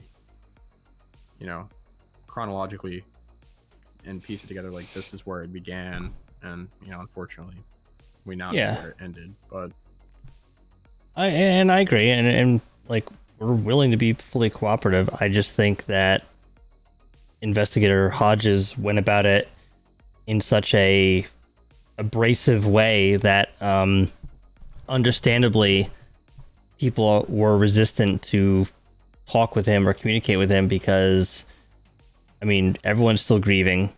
Like I understand that the investigation is getting the information and getting it in a reasonable time manner is part of it, but I don't even know if they've had a funeral yet for him.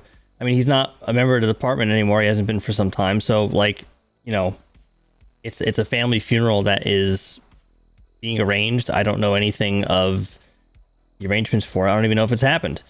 But of course, I just think that when there are people who are grieving, to have someone basically interrogating them and then threatening them with warrants left, right, and center because they're not giving up information quick, in the time frame that this investigator is asking for, is very unreasonable, very unprofessional. And believe me, I do not say the word unprofessional about other departments in this state very often. So for me to say that, it's because there are people who are hurting. correct. And for someone to just not even seemingly care, like, I mean, yeah, I'm sure he's thrown out the words, "I'm sorry for your loss," blah, blah, blah. But when you then treat the person like a suspect instead of a grieving widow or families of them, it's what's probably causing the most strife and the most resistance that you're feeling on your side. And I think that, believe me, we're looking to see what documents we have, but I'll be honest with you, I don't think we have anything that's pertinent to your investigation. I think that, we haven't had any referrals. There's no disciplinary action on file. I mean, yeah, I'll be the first to tell you, every now and then I had to tell him, Warner, calm the fuck down, man. You're acting like an ass. But he was always doing it with a sense of humor, or he was playing his guitar too loud, like whatever. But it was nothing ever that he did in our department that was like, hey man, like you need to, you're going on some suspension or something like that. It was never nothing like that. And so, I mean, from what I understand, I'm maybe Campbell can jog my memory as to who he spoke to, who Hodges spoke to, but someone said we don't have documents that for the documents you're asking for, we don't have anything on file. And the answer to that was, well, then I'm just going to get a warrant. Actually, Campbell, I'm not. I don't want to skew your words. You said that just happened. Basically, I was on the phone with Hodge, asking him what was going on, and then he told me that he went to Morgan's house, which made a lot more sense. All I heard was that, hey, he's going to a firefighter's house, and that could have been literally anyone. So clearly, we were upset about it.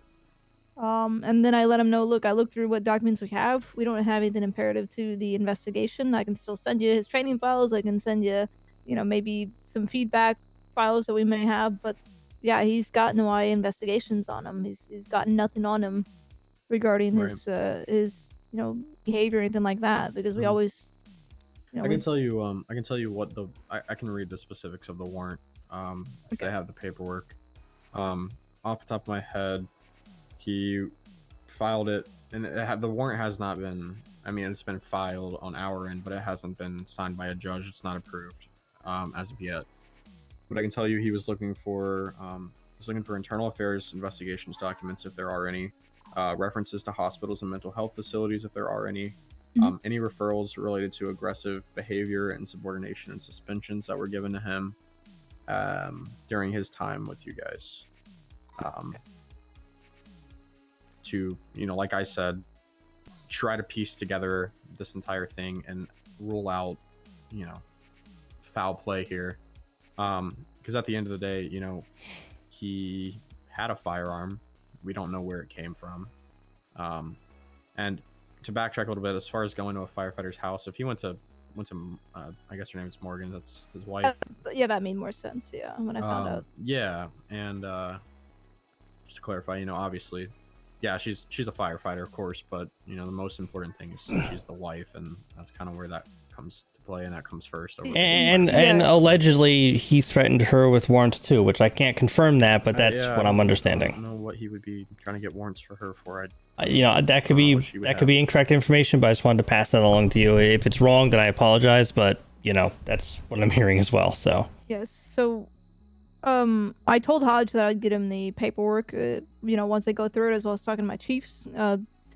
Last 2 days I am off duty. I'm not going to be working on that if I'm off duty, and the fact that he's very impatient, I think, is causing this strife as well. Do you guys not have like a local records department or something that's able to divulge that information? Well, like I said, we literally we looked through it, and there's nothing we can give you. The only stuff is training stuff, things like that. Any IA investigations is none on him. If it's behavioral, kind of more so out of state related, if you know what I mean, we're not gonna obviously divulge in that. Right. It's, more. Is there any way we could just get maybe a paper or something like that, just showing that you guys have no records on him? Yeah, absolutely. Yes. I mean, honestly, I wish that was what was asked for, because when it was stated that we don't have anything, if you need I understand it, if you need a email stating we do not have any documents related to your inquiries, then we have no problem sending that. But see, that would make the most sense, because it's the same way. It's the same way with everything. If we have a guy who we think has a gun, but he says he doesn't have a gun, unless we can prove that he has a gun, we can't get a warrant. I mean, just because we think he has a gun doesn't mean he does. And it's the same thing with you guys. Just because he thinks you guys have paperwork doesn't mean he has PC to get a warrant to look for paperwork that you guys say doesn't exist. Well, that's he what has, something to prove it. That is exactly what happened. Is I told him I can give him the training records, I can give him feedback, stuff like that, and then he said, I'm just gonna get a warrant out for it or whatever. He basically threatened warrants again, even though I just stated 10 seconds before that I'd get him what we do have. Which honestly, any judge, if they heard that I'd like to get a warrant, and part of the response was, well, it was because they said they don't have anything, then what's the judge going to ask the investigator? Well, if they don't have anything, can you prove that they're hiding something? And where does this go?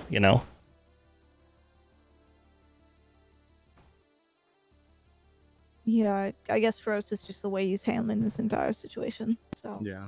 Let me ask you: has he spoken to either of you? Obviously, Campbell. Yeah, I know he spoke to you. Not me. Not you.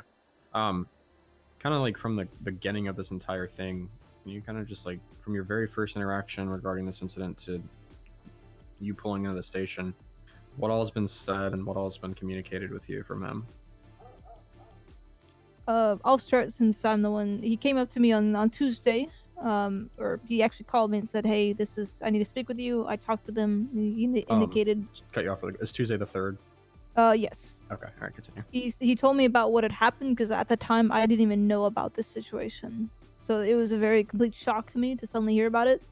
He told me, he needs to tell. If you guys are lost in the chat, because she quote unquote wasn't told at the time. You gotta rewatch the stream later. I'm not gonna keep recapping every 5 minutes. The day before. So we went over to talk with her. She indicated she already knew. Hodge came up behind us, and he was upset that there was a press release, and apologized for that, because Morgan found out through the news instead of the people who knew about it, which is probably a problem in a different way. And then he asked me about the paperwork, and I said I'll have to look through and get to you on it, and I'll give you that. I explicitly said I'll give you anything that is, if there is anything. I told him that. And then the next 2 days, I was off duty, so obviously I couldn't look into that. And then today you all were asking me about it again, and Valentino, I did tell you that I'd be speaking to the chiefs about it, see what we have. And then we found out, admittedly, I assume it was Morgan that called you, Chief, about the... It wasn't. It wasn't? Okay, so yeah, we heard from a different source that quote, Hodge came up to a firefighter's house to interrogate them. That's what we heard. So obviously, without knowing the details, we were a little upset about that because we're starting to wonder if there's, Hodge is going to every single firefighter and asking these questions. Let me ask you this question. So, when it comes to protocol, and obviously, I'm not sure if this has been a thing where this has happened before with him or if he's attempted before. Mm-hmm. If you run a call on someone who's attempted suicide or, has uttered suicidal thoughts, what is your protocol when it comes to transporting them to a medical facility? And have you guys ever ran any calls as SAF, I'm talking about the entire department here. Have you guys ever ran any calls on him for any of those things? On Warner? Yes. He retired himself from the department about 4 months ago, so that's, I'd have to really think back on that. In terms of our protocols before Hillside, we would take him to the hospital and let them know, hey, this person is unstable. We need them to get some medical treatment or some mental health treatment, and they transferred them over to the rehabilitation place to be looked at. So that you mean the medics transferred him to the rehabilitation place? The medics usually would transfer, yeah, but I understand that law departments have their own transports if the person is a little too mentally unstable and etc. We kind of But yes, we any any unstable mental patient that we do transfer, we transfer to the hospital, and then they are looked at, make sure they're all right, and then I assume they're transferred to the mental rehabilitation center after. Right. Okay. So was there ever any incidents where you guys had to respond out to a call for service for him in relation to any suicidal thoughts or suicidal tendencies?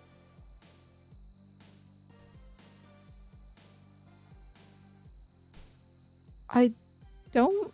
Did we? I know we've had a couple of a female firefighter we had to do that with. I don't remember her name. Yeah, that was unrelated. I don't believe so. I mean, I'm just finding out tonight that Warner was having mental health issues that people were aware of, but he didn't want help. I don't recall any calls that we've gone to regarding him. Yeah, I mean, if they had been calls when he was a firefighter with us, we would have had records stating that, and also it would have led to an investigation of, is he fit for duty? Is he fit for this department? But we don't have any records of that because nothing happened when he was a firefighter related to his mental health. And then on top of that, once he resigned, if there were any transports of him, it wouldn't get flagged for any reason. So the hospitals might have records on that, but I can't recall any. Yes, and we do take due diligence when it comes to mental health. Right. Today we actually just had to discuss putting a current firefighter on. We've got actually 2 firefighters. One I'm pretty sure is potentially going to be getting resigned from her position due to her mental health, leading her to doing some things regarded. I don't know if I think you're a part of that. This department was part of that. It resulted in her getting arrested, so we're handling that, and we've also put another firefighter, which happens to be Morgan, on medical leave indefinitely until she is either fit for duty, which we need to get higher approval from the state regarding that, because the state will need to assign her a therapist for that, and they need to give us basically the all clear. And that way, if anything happens past that, it's on the kind of the liability of the state at that point. But if they show that she is not clear for duty, then she'll probably be also, unfortunately, I don't want to say terminated, but forcefully retired.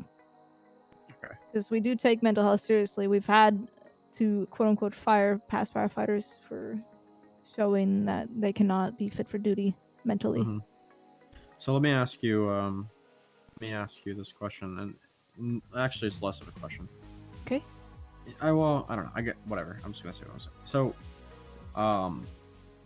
when you guys run a call that involves, these type of things, do you guys require that a report be written to document these incidents? In terms generally or against our firefighters? I would say generally. If the patient that we are working on is mentally unstable? Correct. I know we have the medical side where they have to, or they used to have to write a report on their patient to some extent. I don't actually 100% know. I don't think so, because we're there to provide him aid and then get him to the hospital. And at that point, it is up to the doctors there to indicate what further treatment they are, they need to have. It's not really on us at that point. We're just, to some extent, taxis for the unwell. So, and if it is a firefighter,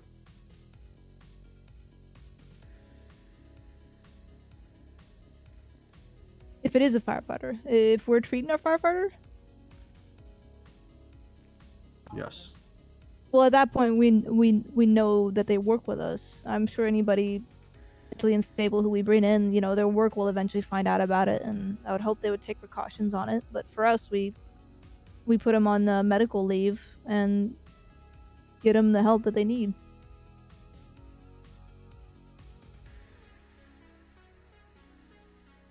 Only really had a few, so. You're telling me with 100% certainty that you guys have never ran a call on Case and Warner for suicide attempts or suicide related tendencies? From what I'm reading in the records, what I've read in the records, if we did, it wasn't put down. If he as a firefighter, there would be records 100%. So if it happened after he had retired from his position, then we wouldn't have record of it unless someone explicitly stated to us that this was Warner and it had the desire to put in a record for it. But because he's not our member, we don't, we had a record of every patient. I'm not trying to be rude here. You guys do understand that, if there was an incident that this happened and it wasn't documented on your behalf and there was nothing done about it, then there's a certain extent of liability there, right? A liability for transferring a patient to the proper help? Yes. How is that our liability at the time that we give the patient to the hospital? No, I'm saying if you guys have responded to a call of that situation and failed to transport him to the proper resources, and there was no incident to document it. Are you referencing something in particular? I'm not following.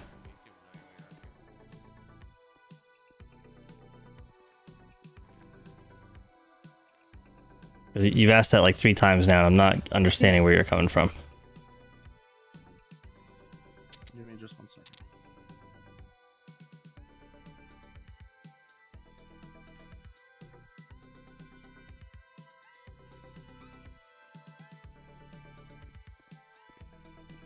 Okay.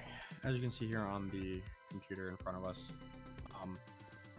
and the body cam here that was provided from Captain Nina Montana's body cam. You can see that in this body cam footage, Mr. Warner is sitting on the edge of a cliff at the same place that he unfortunately committed suicide several days ago. And medical personnel from San Andreas Fire Rescue were sent out, and Mr. Warner was let go and was not transported to any aftercare medical facility whatsoever. When was this? This is approximately 9 months prior, on the approximate date of about March 16th of 2022. He was sitting on the edge of the cliff. Yes, So ma'am. what? Okay, so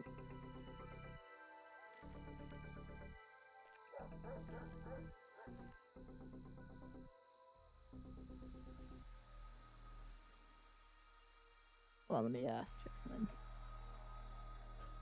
You said fire and rescue did respond? Yes, ma'am.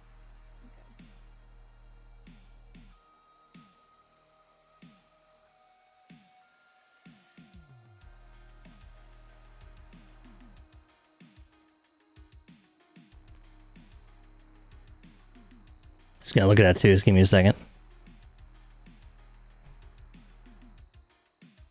Furthermore, he was found to be in possession of a handgun during this incident, and I believe that we actually seized that handgun.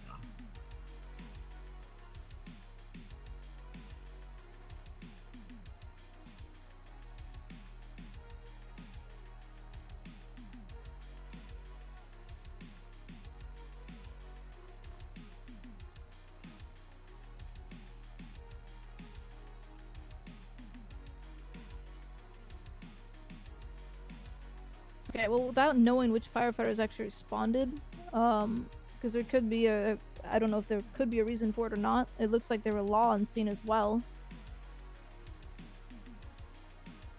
And to our knowledge, Okay. if the law are on scene, they are priority on when it comes to suicide calls. That's what we've been told several times over the past years. So. Yeah, it's actually true. We've been discouraged from handling these things. In fact, Right. rather viciously. But would you say, and I'm not relieving anybody in my department from responsibility for not doing the same thing, but would you say if law makes a decision that they are not going to provide treatment to a patient, that you guys as medical personnel are still obligated, despite what law says, to provide treatment to a patient under the Hippocratic Oath that your paramedics and medics swore to uphold? Okay, well, here's the thing. If they do not want assistance, we cannot force them to go unless they're clearly unstable and law tell us to take them. That's the problem. You guys have 5150 authority. No, we don't. No, from what we've been told the complete opposite of that. I can quote you where you guys do. Well, then we were never told about it. We literally were told we are not. We have been told repeatedly that it's not for us to handle. That's. Yeah, we cannot take a unless they're unconscious and cannot if they cannot consent to not staying. If someone says I don't want to go, we have to follow that from what our policies state. Would you be able to tell me who's told you guys don't? Because I'm looking here, and there was a general bulletin posted to all LEO and fire personnel on May 21st of 2022, stating it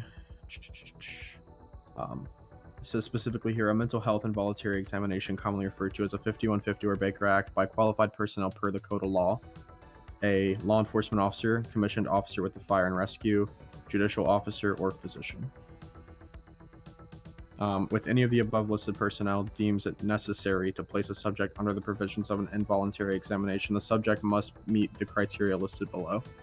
And that criteria is the qualified personnel has reason to believe a said person has a mental illness, and because of that mental illness, either A or B, A, the person has refused voluntary examination after, I can't even pronounce this word. I'm not going to try. After explanation and disclosure of the purpose of the examination, or B, a person is unable to determine for himself or herself whether the examination is necessary, and 2, either A, without care or treatment, said person is likely to suffer from neglect or refuse to care for himself or herself, and such neglect or refusal poses a real and present threat of substantial harm to his or her well-being, and it's not apparent that such harm may be avoided through the help of willing family members or friends of the provision of other services, and or B, there is substantial likelihood that without care or treatment, that person will cause serious bodily harm to self or others in the near future, as evidenced by recent behavior. And then it says, once these thresholds have been met, that said person will be transported to the nearest mental health receiving facility by LEO or SAFR, and the hold will remain in a deemed necessary by a qualified medical professional. Subject will surrender any firearms in their care, custody, or control, and will have firearm license revoked until petitioned by the court for reinstatement. this incident happened before that or after? I believe this incident did indeed happen before this, but what I'm trying to figure out, and this is what I asked before, is Okay, before then this, Yeah, before this then went then out, hang on, who- hang on. That's Yeah, it right there before then, that. because That's what I'm asking. yeah. Who gave you guys? Who told you guys had no So authority to? the entire 5150 reason why that law came into being was because we were basically berated into or bullied into being told that we had no control over 5150s, and that if LEO decided that that person had to be transported or otherwise, that was their decision and we had nothing to do with it. And because Right. it was a big to-do, it was fought, and that was what came out. So if you're trying to Right. scapegoat us into No. let me finish, because you're trying to quote something that came out after this incident, and I'm telling you that we were not at that point allowed to do our job the way we wanted to, and because we fought hard for it, we got the ability to do it. So if you can find me an incident that happened after that thing you just read, by all means, I'll discuss it. But What now I'm that trying to figure out, it's with off the this- table. with this situation. I'm not. I would appreciate if you would understand what I'm saying here.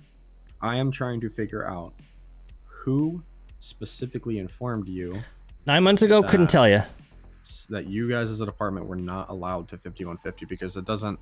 That just Multiple doesn't people. legally standing. That doesn't even just. I'm sorry. Like whoever told you that was disgusting. I agree. and It was. incorrect. It was. Yes. It was. Yes. There's several. They probably don't even belong in your department or the PD department. We've had several PD officers say, "Hey, we're taking priority here on these suicide calls," even though it's just. It is what it is. But yeah, we were told several times on through emails and such. Yeah, and we're not going to drag up something that happened 9 months ago or further on this investigation. There's no point. Like, Right, I'm but sorry. No, I understand what you're saying. I'm just trying to figure out here, the more important thing is not necessarily to pursue any consequences. The more important thing is to pursue, the documentation of those incidents that apparently doesn't exist on either end. Because, and as you said, we didn't transport him, so there wouldn't be one. Right. So actually, you should actually ask your department regarding the possession of the trust me. firearm, I and absolutely also will. the fact that they, let him go. 100%. Like I said, I definitely will be digging into this and figuring out why the members of our department who responded to this call decided that someone on the edge of a cliff was not, with a gun, was not 5150 material. Right, and I cannot hold any of my paramedics liable for that when there was no law in place to allow us to take them in the first place. Right. I'm gonna be honestly, the medics that might have attended to him probably I don't even know if they're still in the department either. So Yeah, I'm not even sure. That's why, like I said, be rough. if anything was to be pursued, it wouldn't even be possible, because they're no longer with you guys and they've probably moved. And any charges that would be pushed on those specific medics involved, and and a very specific circumstance would have to be there for that to happen. So charges for that incident are out the window. I'm more so, like I said, trying to figure out if there's anything that we can do moving forward in the future to more thoroughly document these incidents, because we have a crisis intervention unit, and anytime something like that happens, there is very much supposed to be we have CIU reports, and anytime they interact with someone in a crisis, they are supposed to file those reports, and whether they did or didn't will be looked into. Obviously, this incident being so long ago, it's going to take a lot, because there's only, I think, one person from this incident that's still employed by the sheriff's department at this time. And I don't know everybody who was on that call. I can tell you for sure that one of the people who was on that call is no longer employed here. So, it, like I said, it will most definitely be looked into on our end as well. But that's exactly what we're trying to figure out. And it's not even just targeting you guys; it's targeting anyone and everyone. Not necessarily targeting, but looking at anyone. Thank you, and everyone Duck Man. involved as a bigger picture. Love you, brother. And if that means looking at our own people, then that's what it means. And with me being appointed to oversee the operations of our internal affairs unit, I will most definitely be looking into these incidents within the department. But looking at this from an investigative standpoint as well, we kind of have to look at everyone and everything as a whole and try to figure out, what may have been able to be done better than what was done. Because I think you guys can both look me in my eyes and say that, and I can look you in your eyes and say the same thing, that we don't want this to happen again. We don't. And, if the outcome of this situation is simply better policies on both ends that can hopefully track these situations as they happen and prevent them, then that sounds like a win in both of our departments. And our policy is already there when it comes to these crisis calls, that every crisis call, especially if it's involving something of that nature, is supposed to have a report. It's supposed to. Well, keep in mind that that's a requirement of your department, and obviously we have different policies, of course, and we abide by them, and no other department will have a jurisdiction to tell us how to do that otherwise. No, I'm not trying to. I'm simply, making a suggestion. Maybe, from me to you is, is there a possible way that we can maybe have a policy or something in place to help both of us? If one of your firefighters has an incident like this, our policy helps you guys because you guys are able to, find out that there was a crisis report on one of our firefighters. Like, we need to look into this, and we can help them. And it'd be the same thing if one of you guys found one of our deputies on the edge of a cliff with a gun, and you wrote a report on him. It would help us extensively because now we have something that we can see, like, hey, this deputy's having a hard time. This, maybe we need to temporarily put them on a leave and get them mental health resources, and that way, at the end of the day, we're here to work together. And, losing a firefighter is just as upsetting and, sad as losing one of our own. Because at the end of the day, we all work together. We're all here to support the same goal, and that's to yes. Let me just stop you there. We know that. You don't have to tell us that. We know that, and I'm just letting you know, like, we do have a 100% success rate of when someone is in crisis and needs help, we get them to it. But 9 months ago or more, there was a different culture that didn't readily allow us to do that, and that's in the past now. And I think it's irrelevant to anything we're discussing here or this investigation, and I think it's a waste of time to even discuss, because was he in crisis back then? Absolutely. Could we have helped him better? Absolutely. Did we have the tools to do it? Not at all, because we were discouraged from it. So if we can move on from this topic onto something that would probably be more pertinently helpful, that'd be great. Understand. And to clarify, I don't know your department's policies. I don't have your SOP sitting on my desk, so I don't know what your department policies are now, let alone 9 months ago, and that's why this situation is being brought up. But nor am I, in any position where I really care to have your SOP or look into your policies, because I'm not a firefighter. I don't need to. But to get back to what you guys came here for, I'm going to look into everything that you guys are telling me with our investigator, and I'm going to make sure that that situation's handled. And if that means I have to assign or have our chief investigator assign a new detective to the case, then that's what that means. But I'm going to make sure that from here on out, the interactions and relations between us and you guys are going to be professional and are going to be, respectful to you guys considering the situation. And again, I told you this on the phone. I do apologize that, you were, I guess treated the way that you say you were. And I would not hope that for anyone involved. Sorry, had to do it. But at the end of the day, Should've done it had this sooner. discussion the other day with Campbell and I. In situations like these, we got to work together, and I know this is hard for you guys more than it is us. Not to say that it's not hard for us, but it is definitely harder on you guys than it is anyone else. And it's hard to want to work in a time of grieving. Trust me, I know. Every time one of our deputies gets shot, I still have to come to work and put my badge on and go out and put a straight face on.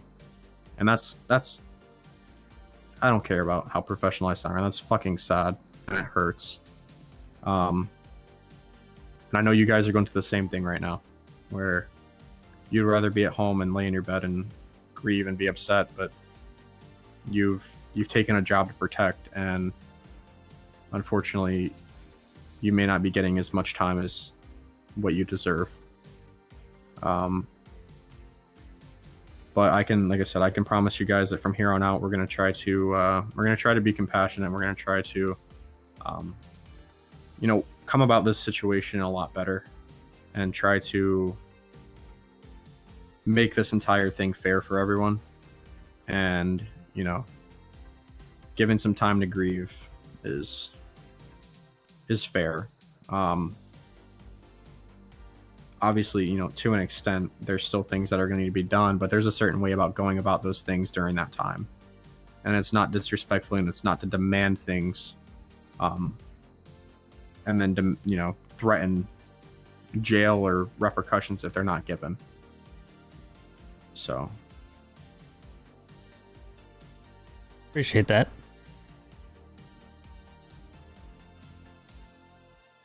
Well, is there anything else you need from us, or? No, if you guys could get that email over to me, just affirming you guys have no records or anything like that. Just you don't have to rush. Take your time, because talking to you, I know there's no records, so an email confirmation doesn't really matter significantly until and if this ever decides to go to court and the family decides to up and try to sue one of our departments or something like that. But if you could just try to get that over to me, and we're gonna look into this as best as possible. And as things come into play and different possibilities come up, they are gonna be brought up to you guys. And like this situation that I just brought up, yes, I brought it up. But you've informed me at that time you had no policy or no authority to 5150, and so we just threw that out the window. It's going to be the same thing with anything else that comes up. We're going to bring it up. We're going to confirm what policies you had at the time and what your capabilities were at that current time. And, if it's something that you guys didn't have policies on, and for whatever reason you guys weren't given the resources to react properly, then that could start out the window too. But like I said, our goal here is not to put anybody in handcuffs and send anybody to the slammer. Our goal is to seek justice for the family and everyone involved, and get the family what they deserve. And so that's really all I have. Okay. We'll get that email to you. All right. Well, like I said, again, certainly appreciate you guys, and again, I'm very sorry for your loss, and hope that things can heal for you guys and you guys can recover from this. And I know you will. You guys are. You two as people are both very strong. And if anybody from your department or even you guys need somebody to just sit down and talk to, just to get things off your chest and vent, I'm personally always here. Oh. I will sit down and listen to anyone and everyone who needs to talk and just wants to, have someone to lean on in a time of need. So. All right. We appreciate that. Thank you. Thank you. Of course, you guys have a better rest of your day, okay? You too. Sounds good. You too. Thank you. All right. You guys know your way out, or need help? Yeah, we're good. we're Thank you. Yep.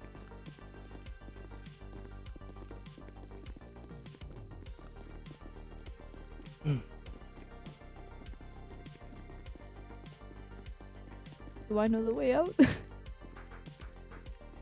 Here. It's over here. I knew that.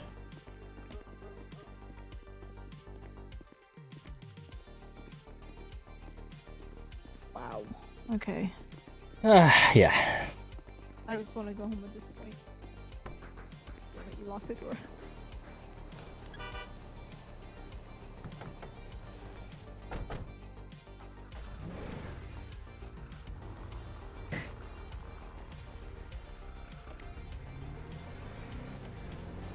I don't even know what to say. I wanted to go down here to resolve all of this, and I thought we would be discussing like that investigator and everything, and it just feels like just more and more pressure on us for no reason. I still feel like they were trying to blame us too. Like, you could help someone as much as you can, and they could still, at the end of the day, put a bullet into their own skull, and it is no one's fault. Yeah, and we had different policies back then than we do now. If that happened, a month ago, we would have had a way of handling it, and he would have gotten the help he needed. And what can you do? Yeah, 9 months ago, I don't even believe that whoever the medics were, I don't even believe they're with us anymore. So we can't even talk to them about it now. Yeah, I couldn't even tell you who they were, but well, I hope at the very least they assign a different detective for this, but I don't think they will. yeah, that was my recommendation to him. Like, sorry, but He's already built bad blood amongst everyone, so yeah, and I mean that word's gonna get around the station about this detective who's going around grilling people, including the widow. A week after her husband kills their child and kills himself, and he's out there grilling her. Like, yeah, sorry. At that point, it's true what they say about firefighters sticking together and being a family. And if that's the way we're going to be treated and how the widow's going to be treated, then yeah, you're damn right. People are going to turn their backs to you. But, at that point, the sheriff's office has to decide, is it worth having bad blood between departments, or should we maybe put somebody else on this investigation who will actually have an ounce of compassion and will actually do this the right way and be gentle about it, understanding what we're all going through. And I hope they go with that instead of the other. Alright, where are we headed now? I guess home. Alright. Mind if I just stay at your place for the time being? Yeah, you left your car at my place, didn't you? I walked actually, which is why I don't wanna walk all the way back. Okay, yeah, that's fine. I got the spare bedroom all set up anyway. Yeah.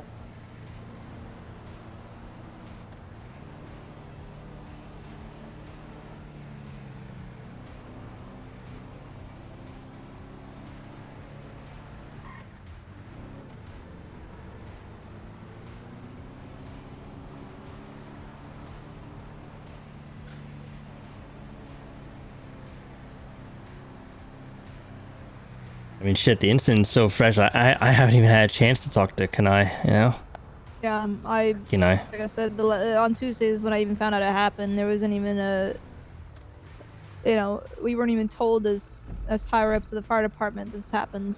So it's a stop sign, by the way. I know.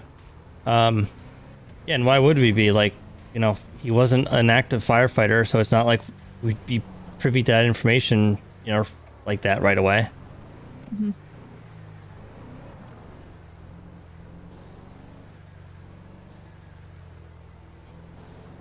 The fact that Kenai found out about her own husband and child through a news source is ridiculous. Yeah, that's unreal. They want to talk about fuck ups there, then.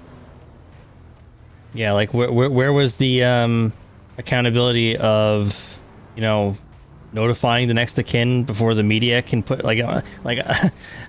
it takes a little while for the media to put an article out. Like, you think a phone call would be soon, you know, a little quicker. Yeah, well, whatever. We'll get through it. But, you know, no one's racing that up the flagpole. But no, you know, put us under the spotlight. We'll get through it, and hopefully, you know, the people who need to grieve will get to grieve, and Absolutely.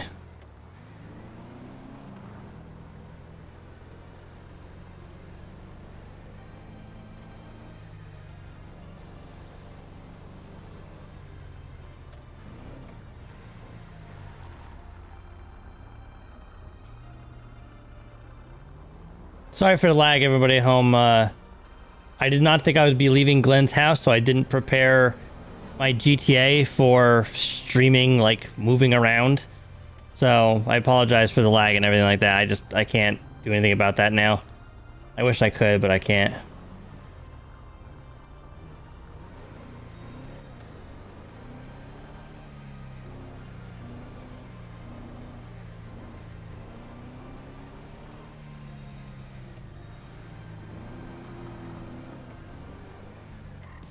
Okay, oh come on. God. I hate my neighbors so much. Yeah. I just want to move back to a road that has lines.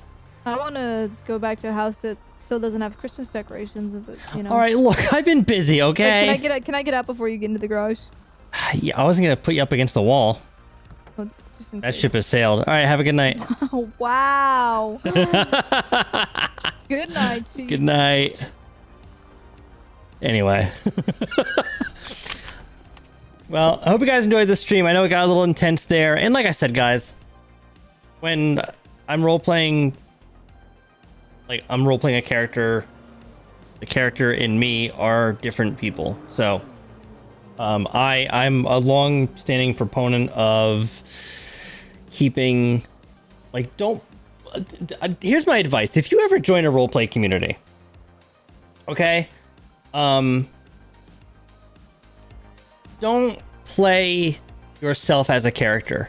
A lot of people do that. They make that mistake. They don't even realize they might be doing that. Like, going into a roleplay community and they start roleplaying themselves.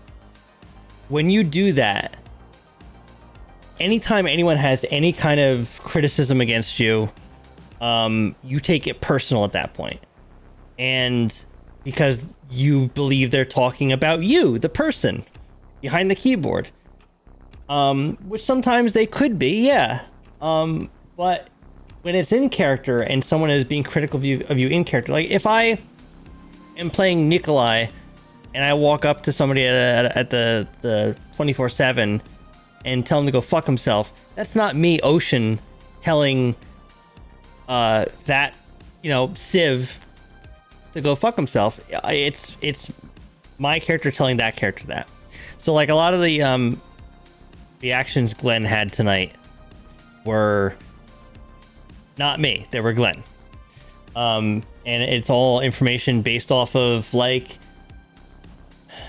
you know, the policies that we have in the SAF and in our different departments and all the in-character stuff.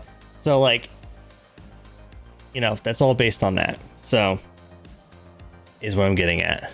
But yeah, if you go to a roleplay community, like, please play a character. Like, come up with, like, some quirks that a character has, and excuse me, and, like, you know, I don't know, like, when I play, I like playing character. Like, Glennon, like, I have no accent for him. I have no, like, I'll be honest. I think Glenn is one of my most bland characters ever. I like characters like Nikolai, who I can go out there and have, like, you know, just do some absolute bullshit with, and it's so fun. Or like, you know, Thaddeus Cotton or Megan Primrose or Sam Savage. You know, it's fun to play those characters, and you know, Glenn has to be a little more bland, sort of, because he's a public official, which is probably why I have him joke around as much as I do when he's with his firefighters, because, you know, he's got to have some kind of personality, right? When am I bringing Thaddeus back or Megan Primrose? Hopefully soon. This year, look, stay tuned over the weekend. I am going to be recording a video tomorrow morning talking about the expectations I have for myself for 2023 and what you can expect on this channel. We are diversifying this whole channel, and we're going to be doing just a lot more than just GTA roleplay. And I have a lot to offer coming into the new year. So that's that. But I'm getting off because it's been almost 4 hours. I have other engagements to get to. It's been a lot of fun, and I love you guys, but I gotta go do some other stuff. It's the weekend. I'm really excited. I got a lot of work ahead of me this weekend. Got a lot of stuff to edit and record. But it's gonna be a lot of fun. So thank you guys all for watching, and of course, thank you to any of the role players that I was with tonight. You guys are all amazing. Love you all. I'll see you on the next one. Bye.